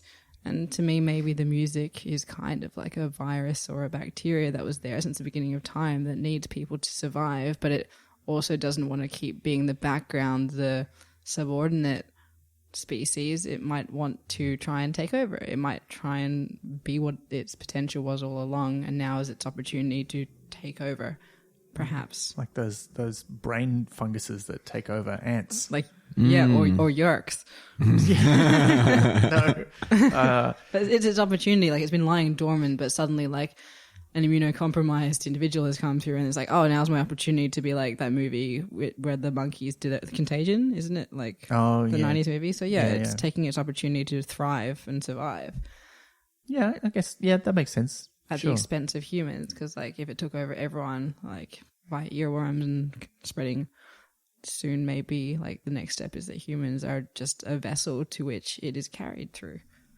I think as well, it's interesting because in a later Pratchett book, this would have had a neater answer to that question. He would have put more thought into it as opposed to being like, I just want to write about music and make some fun jokes and like talk about where music came from and satirize all of this different stuff. He will have actually put a little bit more clarity into, because maybe there is a thought there, but it's just not, he's not expressed it well. But I suspect that it's not, it's just like an ending that he found. It's an ending that he wrote. It doesn't feel particularly satisfying like some of them do. So I feel like there's a little bit of us putting ourselves into that answer as opposed to it necessarily being there. Yeah. It is vague. Yeah, but I found it very satisfying on a number of levels. Like the visual of Death shattering the scythe and using a bit of it as a guitar pick is like that is metal as. Yeah. Metal AF. Yeah. I think for me it was mostly the motivation of the music itself was just a little too hazy for me. I was just like, I'm not sure what... I mean, I kind of know what you want, and this whole time we've thought it was because you came from somewhere else and this is your way into the world, but you're saying instead that... And it is meant to be a revelation. It's like, it's not what you thought. This music is from here, and it's been here since the start. And you're like, so what is it? Why is it here now? Like, what is... And is it just... And they do say, like, you know, Buddy's not really a chosen one. He's just the right person in the right place at the right time. Or potentially the wrong person in the wrong place at the wrong time. And then it, you know, Death does his thing, and then it's kind of all resolved. Yeah. Because he's like basically holding the music with Roxanne to ransom. It's like, I could just let you die, or I guess I could put you back where you belong if you leave all these people alone and unwrite the destiny that you've written for them. And then it changes history where like it never happens and people don't remember it. Which happens a lot in the Discworld, which it kind of makes sense, I guess. Otherwise, how would you get along in Ankh-Morpork if every other week there was an impending apocalypse, right? It also happens in... that's a Doctor Who thing as well. They talk about how come nobody remembers like the 16 Dalek invasions. Like, why isn't everybody traumatized by this? Because their brains couldn't cope. If they did, it's like your brain can't cope with seeing a flying binky. Well, the thing is like... especially somewhere like London or New York, stuff like that does happen every day. Yeah. And it just Dalek becomes invasions? Well, equivalent. Yeah, like I remember going on the tube in London and this guy just having a giant panther sculpture that he just wheeled on and sat down next to, and it was just quite surreal. And like that sort of, and you see it, that's a bad example because it happened to me. But you know, weirder stuff happens all the dang time, and people just get really accustomed to it. It just becomes very normalized. And I think that there's an aspect of that with Ankh-Morpork. Yeah. But yeah, I think maybe later on he realizes that their brains don't have to be wiped every time, that when you live in a big city, you just become accustomed to the truly weird things that humans do. Yeah. And in this book, it's like there's several references to the previous things that have happened. Like the Patrician has that great bit where he's like, you know, in other city-states, I'm sure they just have to worry about normal things like taxes. They don't have to worry about eldritch abominations invading from other dimensions. And so he's got that sort of recollection. And I feel like almost the main reason to wipe the slate clean is that he just wanted to write one book with like lots of music with rocks in jokes. Yeah. And he doesn't want there to have to be this constant background of rock music in all the books that he writes afterwards. But yeah, I don't know. It's mostly, I felt mostly satisfied by the ending. I think just because it was so dang cool. It was cool. And it was like, fine, you know, cool. That's how this is ending. Sure. I didn't need anything more from it. Yeah. If there had been more, then that would have been great. But it's perfectly fine as it is. It's pronounced Mort. I didn't need Mort from it. No. But then we get the last bits of the book. Everyone kind of goes back to their normal lives. Albert gets taken back to Death's domain, and he's only got like 18 seconds of life left that they managed to scrape back up from his lifetimer and stick into a beer bottle. And Susan goes back to the school, but sort of reconciles with her grandfather who's gone back to his job. And he kind of makes peace with his feelings about Morton Isbell's death. And we kind of skipped this earlier, but there's the bit where Susan goes back in time because it's Death, you know, she exists outside of time, to that point where Death is having the fight with Mort at the end of Mort, and then talks to Death afterwards, which is weird but great. So yeah, it's an interesting ending for the book. And then there's the bit where Buddy's like, it never happened. So he's now just working in a fish and chip shop in Quirm, which is where several references are made to where the girls from Quirm's Ladies College like to buy their greasy food that they're not allowed to have at the school.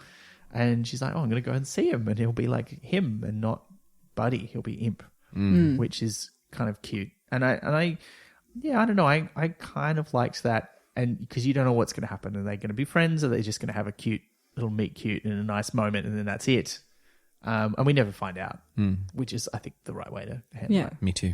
Yeah. And that brings us to the end. Now, traditionally when we get to the end of the book, we like to talk about our favourite bits of the book. Have we all got some favourite bits we want to read out? I feel like this was the first time that Duckman's duck got questioned. Yes. Yeah. Well, it's the first time we meet Duckman as well. I don't think he's been in any of the earlier books. Certainly not any of the ones we've read on the podcast. That was great. That was very good. I enjoyed there's a run of puns, but at the end of it, Ridcully, who's been like putting his foot down on all of this, there's this bit. Ridcully breathed heavily. When your boots change by themselves, he growled. There's magic afoot? Ha, good one, Senior Wrangler, said the Dean. It's just it's a tidy pun. So there is magic on your foot. There's lots of nice little details in Death's house. This is one of my favourite ones when Susan's looking on his desk. There was even some sort of desk ornament. It was just a slab of lead with a thread hanging down one side and a shiny round metal ball on the end of the thread. If you raised the ball, it swung down and thumped into the lead. Just once. I'm like, that is Death's idea of one of those Newton's Cradle office ornaments. I thought that was hilarious. And I like the recurring joke of the gym mistress shouting like about the ball game, but like they imagine her as a Valkyrie. Get some warrior, you bunch of fainting blossoms. She's so rough. I like the idea that Death's Domain doesn't quite do day normally.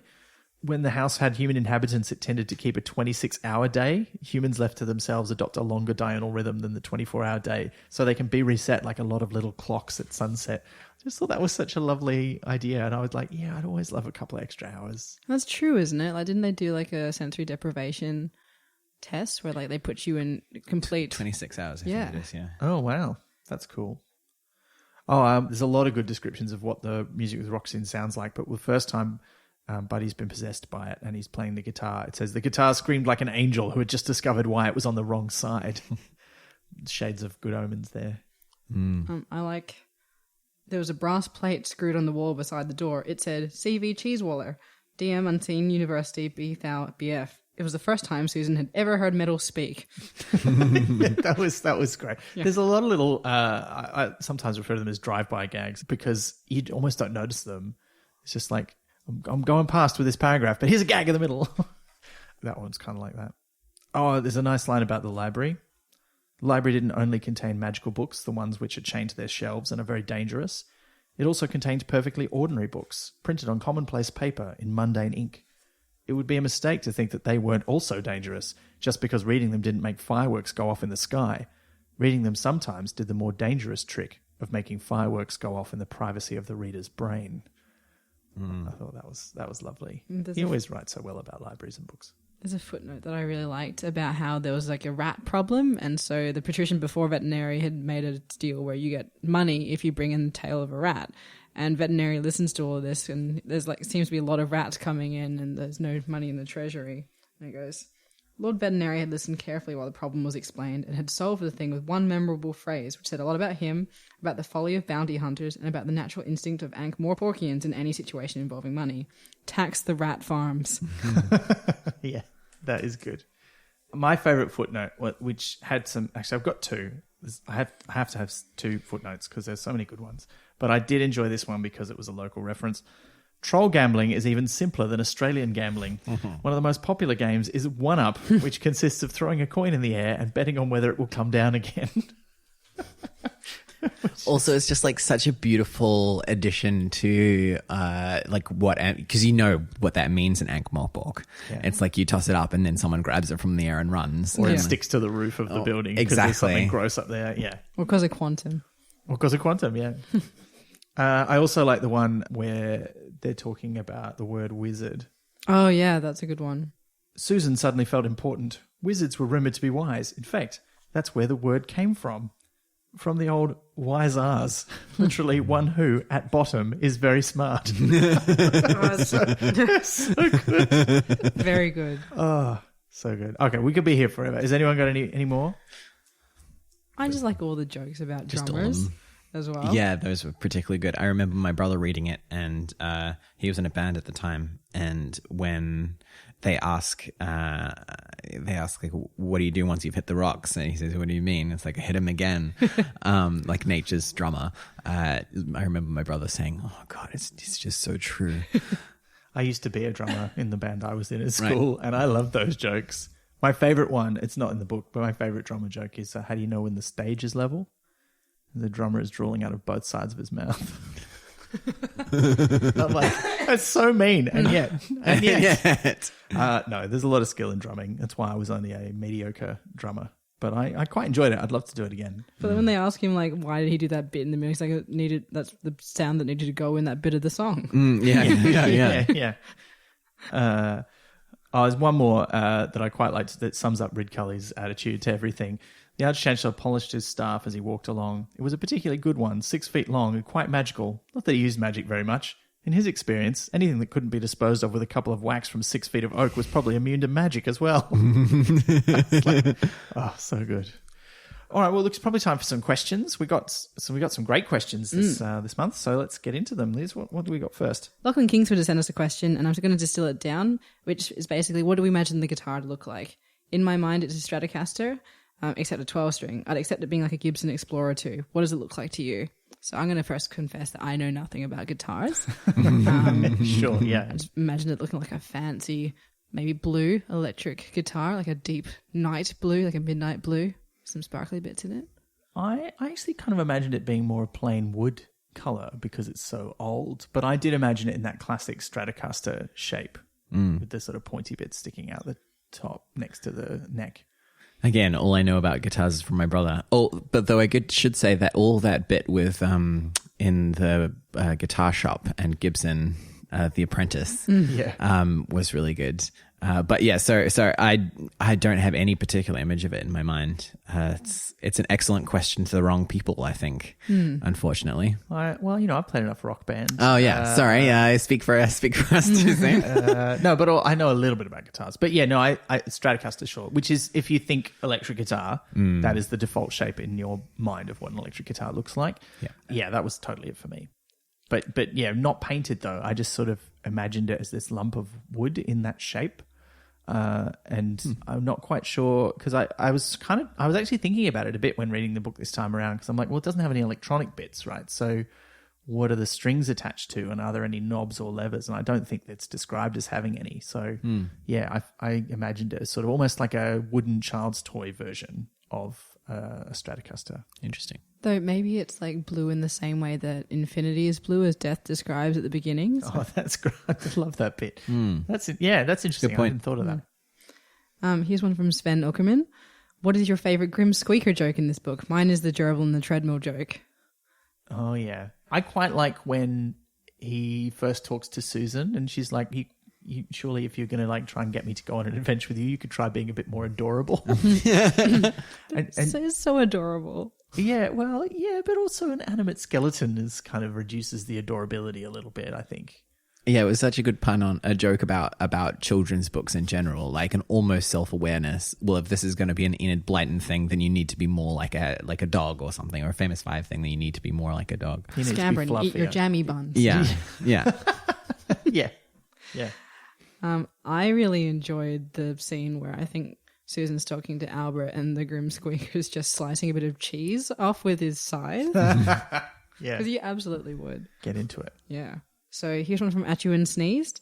Is this the only book with a previously on the Discworld intro? Well, no.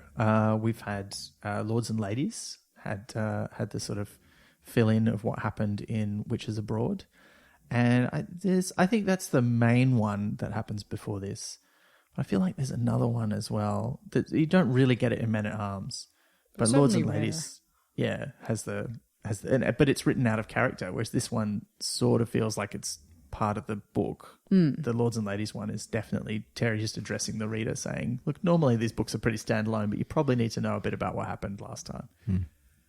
And there's another one from a Chew and Sneeze. Is soul music the only true crossover? There is often, particularly with death, cameos, but I'm trying to think of another multi-character crossover except for Raising Steam. Well, I mean, I feel like most of the death books involve the wizards in one way or another, so they're all kind of a crossover as those two series. Because Reaper Man is definitely both a death book and a wizard's book. Because it's difficult to define, like they don't fit neatly into one of the categories like some of the Watch books do. But I think that's a later question, actually, so we'll come back to that. Okay, interesting. This one's from Caro. I read soul music at an impressionable age and naturally had a sort of crush on Imp. So which Pratchett characters did you thirst over? Well, look, Susan, come on. She's the best. Not so much in this book, although I was about her age when I was reading it for the first time, so it was far less inappropriate. But when she's older in Hogfather as well. And particularly when you see the Hogfather TV series, I mean, it's Michelle Dockery. She's amazing. The one from Downton Abbey? Yeah. Ah. She's awesome. I haven't seen it. Yeah, she's in Fingersmith as well. She's great. So I was a very asexual teen. And so I read these during that time. I just don't think that I had that crush feels, those like heart flutter feels over it. Also, I think it's interesting because Imp is such a particular trope of a character. And it's almost like a more hopeless version of Trent from Daria, or Jessie from Gilmore Girls. And so it's like I don't know. I think it's funny getting feels for him because it's like it fits within the lexicon of a particular niche of character. I'd still choose Jessie over Dean. Dean is bad. Every day. Yeah. Dean is the absolute worst and does not get credit for how bad he is. Oh, no. Yeah. He's and just so bad. My partner and I argue over whether Logan or Jessie was the better partner for Rory. But this is a different podcast that we're veering into. That's all right. I mean, I was about to start getting into Veronica Mars and which team everyone's on. But Logan, there's only one answer. We disagree. Neither of them, to be honest. Isn't if you have to choose from the small pool. No, don't make me do that. But speaking of, I also did not thirst over any characters. There's just, I don't know. I think in terms of characters, I think I could have a nice life with, probably either Moist or Vimes, which I think I was going to say Vimes, probably the closest that I came to it. But like Vimes after he's kicked the drinking habit. Yeah, like later Vimes. Yes. Yeah. But, when he's got himself in. Yeah, he's done some work on himself. Yeah. What death? That's not so much like a crush. It's just like, who could I get along with for a long period of time? Who do I think would be a good companion? I reckon Death. Yeah. Sure. I could date Death. That's not... But do you have the thirst? I mean, that was what the question was about. Then I have zero thirst. Like, I think it's like, to me... I'm not sure. The books are like the Ankh. You can't drink from it. Oh, okay. All right, fair. Such a great way to put it. I think. Look, I just want to ask this question because I think it kind of segues nicely. This is from Zoe on the Discord. If there is any major failing of Pratchett, it's with queer representation. There's a lot of feminism, there's even intersectional feminism, but there's no queer representation. As a queer fan, when I read Between Morton and Isabel, there was an instant dislike, and everybody knows what that means in the long term. It makes me a little sad. I wish that Susan specifically had been allowed to be openly queer in the text and not just in my reading of the subtext, in a lot of our readings of the subtext, but especially given the unsatisfactory romance between Morton, Isabel, and Susan and Imp. Are there any other instances where you felt that Pratchett could have been more queer? I feel like Carrot should be queer. I have this thing called the by default. Oh, yeah. Yeah. Which is all characters are queer until they state otherwise. Even if they're in straight-facing relationships, they're both bisexual until they specifically state that they're straight. And it's kind of inverting the heterosexual default that most people run by. And it's quite fun to blow people's mind with that. It's like, no, they're bisexual. Well, they haven't stated that they're straight, so they're bisexual by default. Yeah. But definitely, I mean, it's the pitfall of most... Especially because when was he a huge bulk of it was 90s, right? Yeah. So this is like early mid 90s. This is sort of his peak period where he's still writing 2 books every year. Yeah. And like it's just so uncommon to have had that at all, to have any queer representation in any sort of like, I mean, you look at Harry Potter and stuff. You can retcon all you like, JK, but it wasn't there in the books. So it's kind of worse to retcon it the way that she's been doing it. Oh, it's fan fiction. She's writing fan fiction for her own books now. But she's doing it for herself, not for the fans. Yeah. And I feel like that's worse. Well, all fan fiction is for yourself, not for the fans. Is it though? Well, I mean, if you write fan fiction, it's for yourself. Okay. It's not to necessarily add something to the world. Yeah, you're answering your own questions or making your own headcanon onto the page. Yeah. You know, yeah. Because it's interesting you bring up the by default, because I was thinking about that when I was reading this question too, because I was like, well, how do we know? I mean, she's got this crush on Buddy, but doesn't mean she couldn't have a crush on half the girls in her school. Well, she seems like not the kind of person to have crushes mostly. And I think that's why she's so embarrassed about this in the few times that it comes up in the book, because she's like, well, I'm having these feelings I didn't know I was going to have. And I mean, you could read into the text that that's because until now she's only had those feelings about other girls at the school. Or she's just been asexual and she's really confused by feelings, full stop. Yeah, for sure. But yeah, I understand both parts of that. It's so frustrating not having queer representation. It's understandable given the time that it was written, where queer representation wasn't common. And I think certainly the stuff that Pratchett's thinking about, the feminism and stuff, is already being talked about in a fairly mainstream way. So I think that I cut him some slack, and I feel that in my bones as well. It's frustrating but understandable at the same time, for me anyway. One of the things where it's difficult to read it in is often the characters don't meet other characters who they might have that relationship with. And I mean, I think it's fair to say that a lot of Pratchett books do not pass the Bechdel test. This one scrapes in by the skin of its teeth, really, and it's really only those school ground conversations that Susan has at an all-girls school that get it over the line. But in most books, there's only one or two female characters of note. And so there's a lot of room there, I guess, for male queer characters. There's not as much room for female queer characters. I tell you what, Nanny Ogg, I'm pretty sure, is bisexual. Oh, absolutely. Yeah. She's got to be pansexual. I mean, she doesn't care if you're a dwarf or a troll. Well, she has never gone there with trolls as far as we know, but... So bisexual I use that as an umbrella term for all of the different things that come underneath it.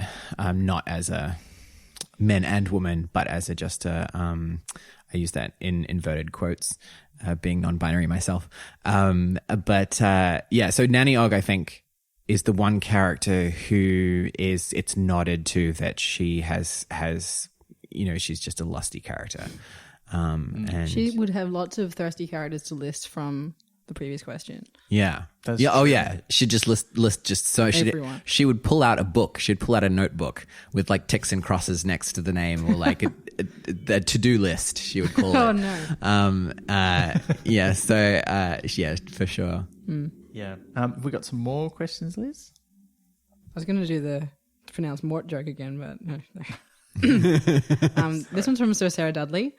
Can you come up with some punny Pratchett-esque band names of modern bands since the book was written? Magnificent Herbs is my offering, Supergrass, but there's also Antarctic Apes, which is Arctic Monkeys, the Niles for the Amazons, and Get This for Take That. Get This is very good. Yeah, that's my favorite. That is a good one. I don't know if I can beat that, because I've been pondering it throughout the podcast, and I was kind of like, I don't know. Ugly and the Crab for Belle and Sebastian. That's pretty funny. That's pretty good. It's my favorite band. Are they? They're not named after the. They're named after the book series rather than the French, aren't they? Belle and Sebastian. I don't know. I've got. Okay, so this one's. I'll spell it out for you first because it's kind of only funny on page. So I've got three. I was thinking about this as well. BONNYBEAR, which is Bonnie Bear. Like Bon Iver? Yeah, like Bon Iver. Very good. And then I've got Those Ramped Up Sheep. Which is? The Mountain Goats. Oh my God. That's great. I should have got that one. That's gold. And that's blood. That's blood. Yeah, that's pure blood. Pure blood here on the podcast. And the last one is Little John Dollar. Little John Dollar. Johnny Cash. Oh, that's nice. He's very good. That's nice. I just thought of one and now I've lost it. It was because yours was so good. Yeah, I had the same thing, and I was like, it's just blown straight out of my mind. I feel like there'd be a good one for the Bare Naked Ladies, but also on the other hand, like the Bare Naked Ladies just sounds like what a Discworld band would be called. Yeah, so you totally. don't need to change it. The Condiment Lasses. Condiment Lasses. The Spice Girls. Oh, yes. Okay, that's good. I'll pay that. The Shade Boys. The Shade Lads, because it's the Backstreet Boys. Oh. Like the Shades. Would they would have been around then. No, it would be like the Alley Lads. Yeah. The Alley Lads, the Backstreet Boys. I like that. Yeah. Look, I don't think I could beat yours. Yeah, they were. Yeah, the ramped up ones. Those ramped up sheep. Those ramped up sheep is solid glod, as we say. So we've got another one from Sven Uckerman. How many music jokes do you count? I'm just going to quickly nip this one in the bud and say too many to count because it just keeps on coming and it's so good. Yeah, totally not. And also, we're all aware that we're missing stuff that we don't know because they're quite subtle. If you want to look up a list of them, the best place to look is the annotated Pratchett file, which we often mention. And we try not to just regurgitate stuff that's in there, but yeah, there's all of them are explained in there, so get in there. And there's another one that follows on from a previous one, which is which series do you count this book? City, Wizards, or Death, or other? Well, I really think. Well, I wouldn't make a series out of the city ones. I think Ankh-Morpork features in so many of the books that it's just a constant feature. And when it's not in Ankh-Morpork, that's more unusual. That makes it more of a series in itself. But I think it's definitely a Death book, in as much as Death is always not really in his books. And it's definitely a Wizards book as well. Controversial choice. What about the Dibbler series? This Moving Pictures. Oh, that's interesting. I like that as an idea. Because like Dibbler is a manager. And there is definitely a thematic series of stuff from our world going into the Discworld in one way or another, which is Moving Pictures, Soul Music. Reaper Man probably would go in there as well. Here's one from Captain Redup. What's the best band pun in the whole book? You had a good one, didn't you? That was your favourite band. Oh, yeah, the They Might Be Giants one, which was We're Certainly Dwarves, which I thought was great. I really love that. There was also a U2 one, wasn't there? Was there? Yeah. And Us. And Us. Or something. I didn't get that either. I just and you. Okay. And you. But they spell it with an ampersand and a capital U. Yeah. That was great. I only got that on the second reading. Yeah. So many Easter eggs in there. So we have one from Melissa, also from the Discord, who asked, is Gloria Thog's daughter the first dwarf that we know of to be identified as female? She has a girl name, goes to an all-girls private school, plaits her beard with ribbons. Later on, when Cheery Littlebottom is introduced, why is she so outrageous to the dwarf sensibility? Dwarfs have genders, they just don't consider it very important until it comes to making small dwarves. We have heard a bit about Carrot's girlfriend from the mine. Gloria's away at a private school in Quirm, and I think that's probably not an accident. Like, if she was showing very definite signs of femininity that was maybe disturbing some folks in the dwarf mines. I think maybe even the inverse. I think that they were like, oh, well, this is done, so we'll send our child off to this girls' school. And when she was there, she expressed more of her femininity because she's outside of the context that represses it. Also, she wouldn't have done well in a girls' school if she had been repressing that femininity. She would have been picked on. So I think that there's maybe a bit of a chicken and egg situation, whereas a little column A, little column B, perhaps, because obviously the parents would have to know the gender of the child in order to send her away to an all-girls school. Yes. She's separate from mainstream dwarf society, so maybe they don't see this from her. It's not something she shares with them because she knows it'll be frowned upon. Yeah. So I guess that makes sense. But Cheery is doing it out in public. You know, she's a member of the Watch. She's hanging out in Ankh-Morpork. There's a big dwarf population in Ankh-Morpork. Despite the fact that they're modern dwarves who live in a city, they're also quite old-fashioned dwarves who believe in the old dwarfy ways, or their idea. I think one of the clever things about it is that it's the dwarves in the city who are most up in arms about it because they have fixed in their mind the idea of what traditional dwarf values are, because they've been separate from the origin culture for a while and they haven't seen it evolve or change. So yeah, I think there's an aspect of that happening too. So this one's from Danny Sag from Facebook. Have you seen the cartoon? What are your thoughts on the adaptation? And are you bigger than cheeses?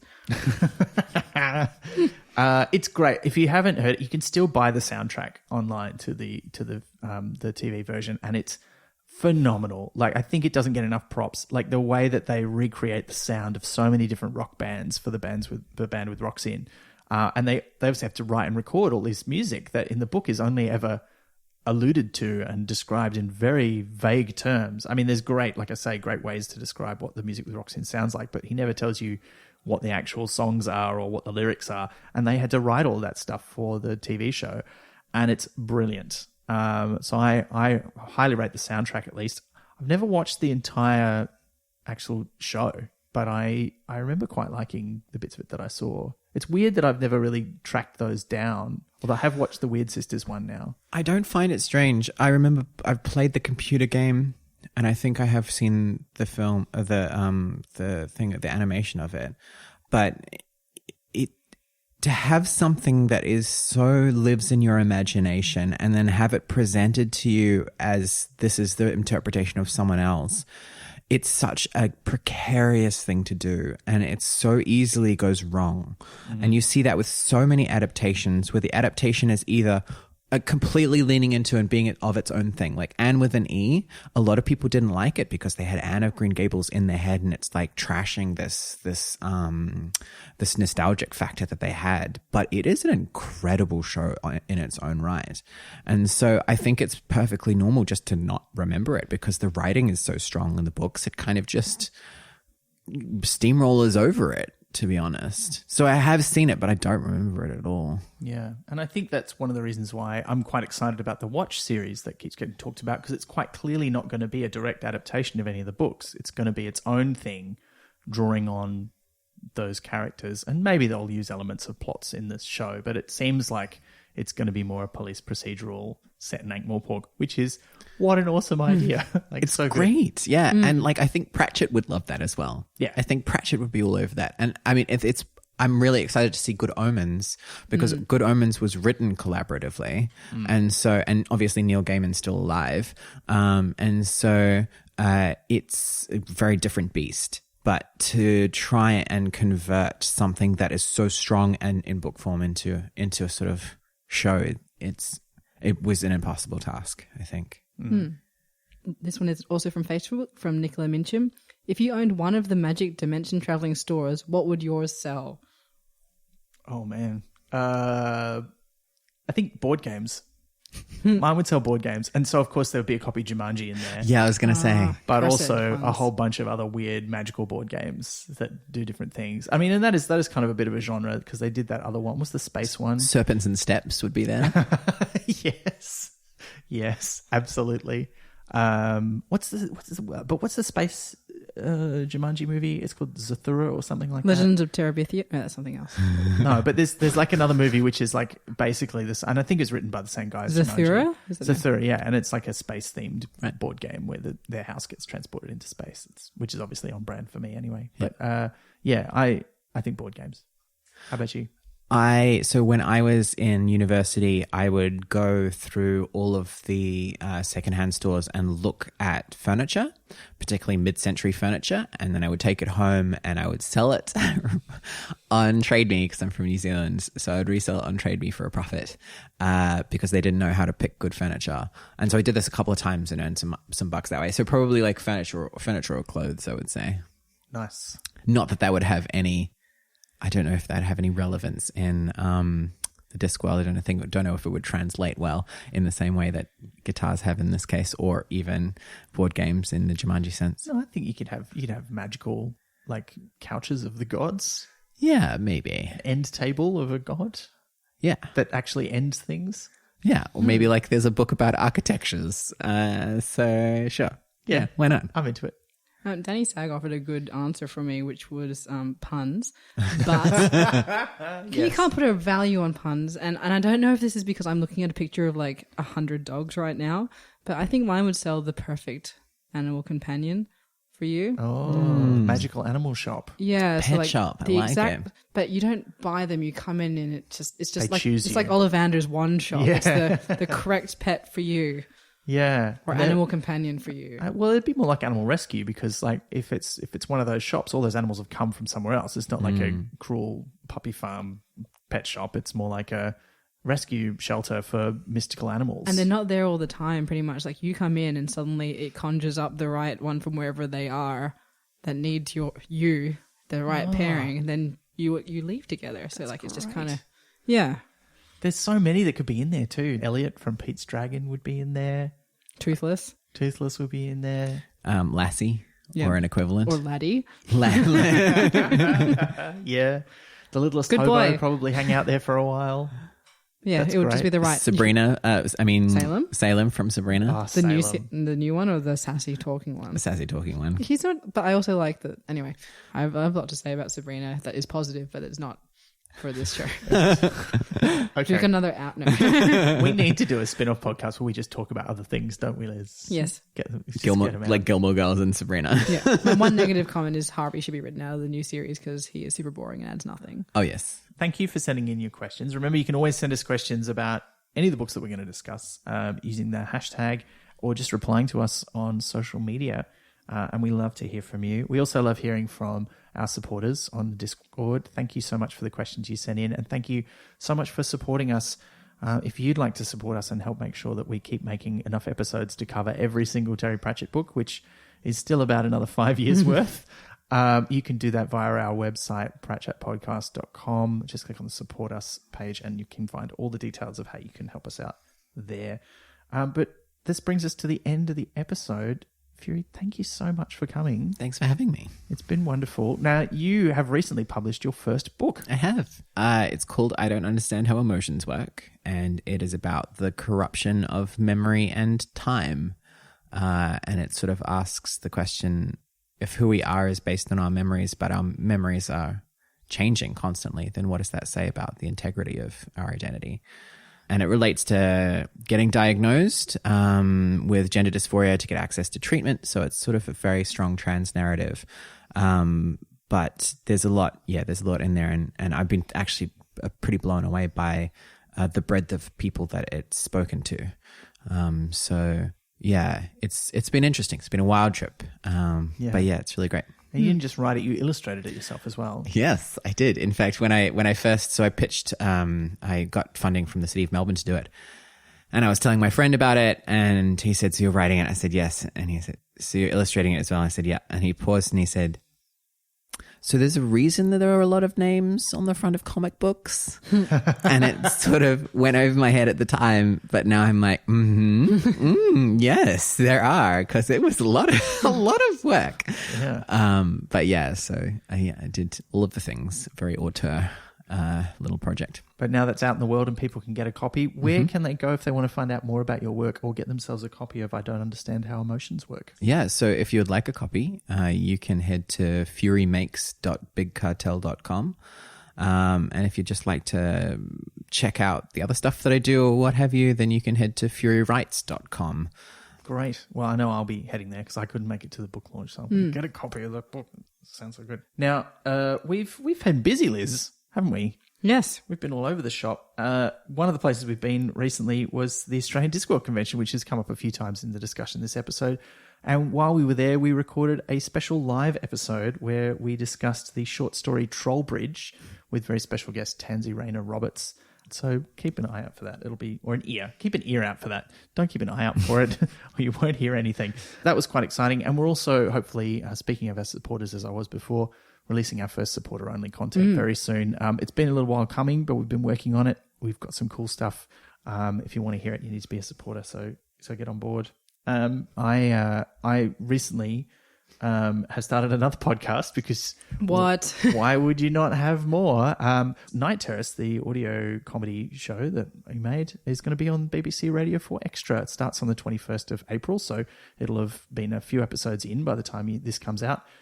And we've made a little after show where we discuss it. We've got Vaya Pashos from the Neighbours podcast, Neighbours, which is great. If you like Neighbours, get onto it. But she's our host and she's chatting with members of cast and crew about the show. That's called On the Terrace. You can find it at nightterrace.com where you can also find information about the show itself. I also have a gig coming up, which I feel like I should plug because it's happening in May. So it'll happen about a week or two after this episode is released. I'm going to be doing my Dungeons and Dragons live comedy show, Dungeon Crawl, at Werribee Open Plains Zoo, where they've currently got animatronic dinosaurs. So we're doing a dinosaurs-themed dungeon crawl. It's going to be lots of fun. That's on May the 19th out at Werribee Open Plains Zoo. So if you are in Melbourne and you like dinosaurs and zoos and Dungeons and Dragons, or even just one of those three things, come along and see some great improvised comedy. It's going to be a fun time. Now, Liz, we need to talk about our next episode. It is coming up soon. Well, grab a Red Bull because Pratchett brings you wings. That's true. We're going to be finishing off the Bromeliad. I'm so excited. I love this book so much. I love all three of them, but it's going to be fun to finish a little series. Yeah, it's just like wraps it up nicely in a bow. Yeah, something we won't be doing with the Discworld for many years to come, which is great. We're enjoying the journey. So please join us next time for Wings. If you have any questions or queries. Or Paul McCartney jokes. Yes, get on board. That will be episode 20. So please ask us questions with the hashtag PratChat20. 20 episodes, Liz. Yes, certainly more than 5. It's a bit of a milestone. Yeah, yeah, we've lasted a while. And that's all due to you listening in. So thank you very much. So until next time, squeak. You've been listening to Pratchat, the monthly Terry Pratchett Book Club podcast with Pratchatters Elizabeth Flux, Ben McKenzie, that's me, and guest Fury. Pratchat is produced and edited by me, with music by David Ashton of Sample and Hold Studios. You can find us on Twitter, Instagram and Facebook at Pratchat Podcast, and listen to past episodes and support the production of new ones via pratchatpodcast.com. Join the conversation for this episode using the hashtag Pratchat19. Pratchat is brought to you by Splendid Chaps Productions. We make entertainment for your ears, like the Star Trek podcast Rediscovery and time travel comedy series Night Terrace.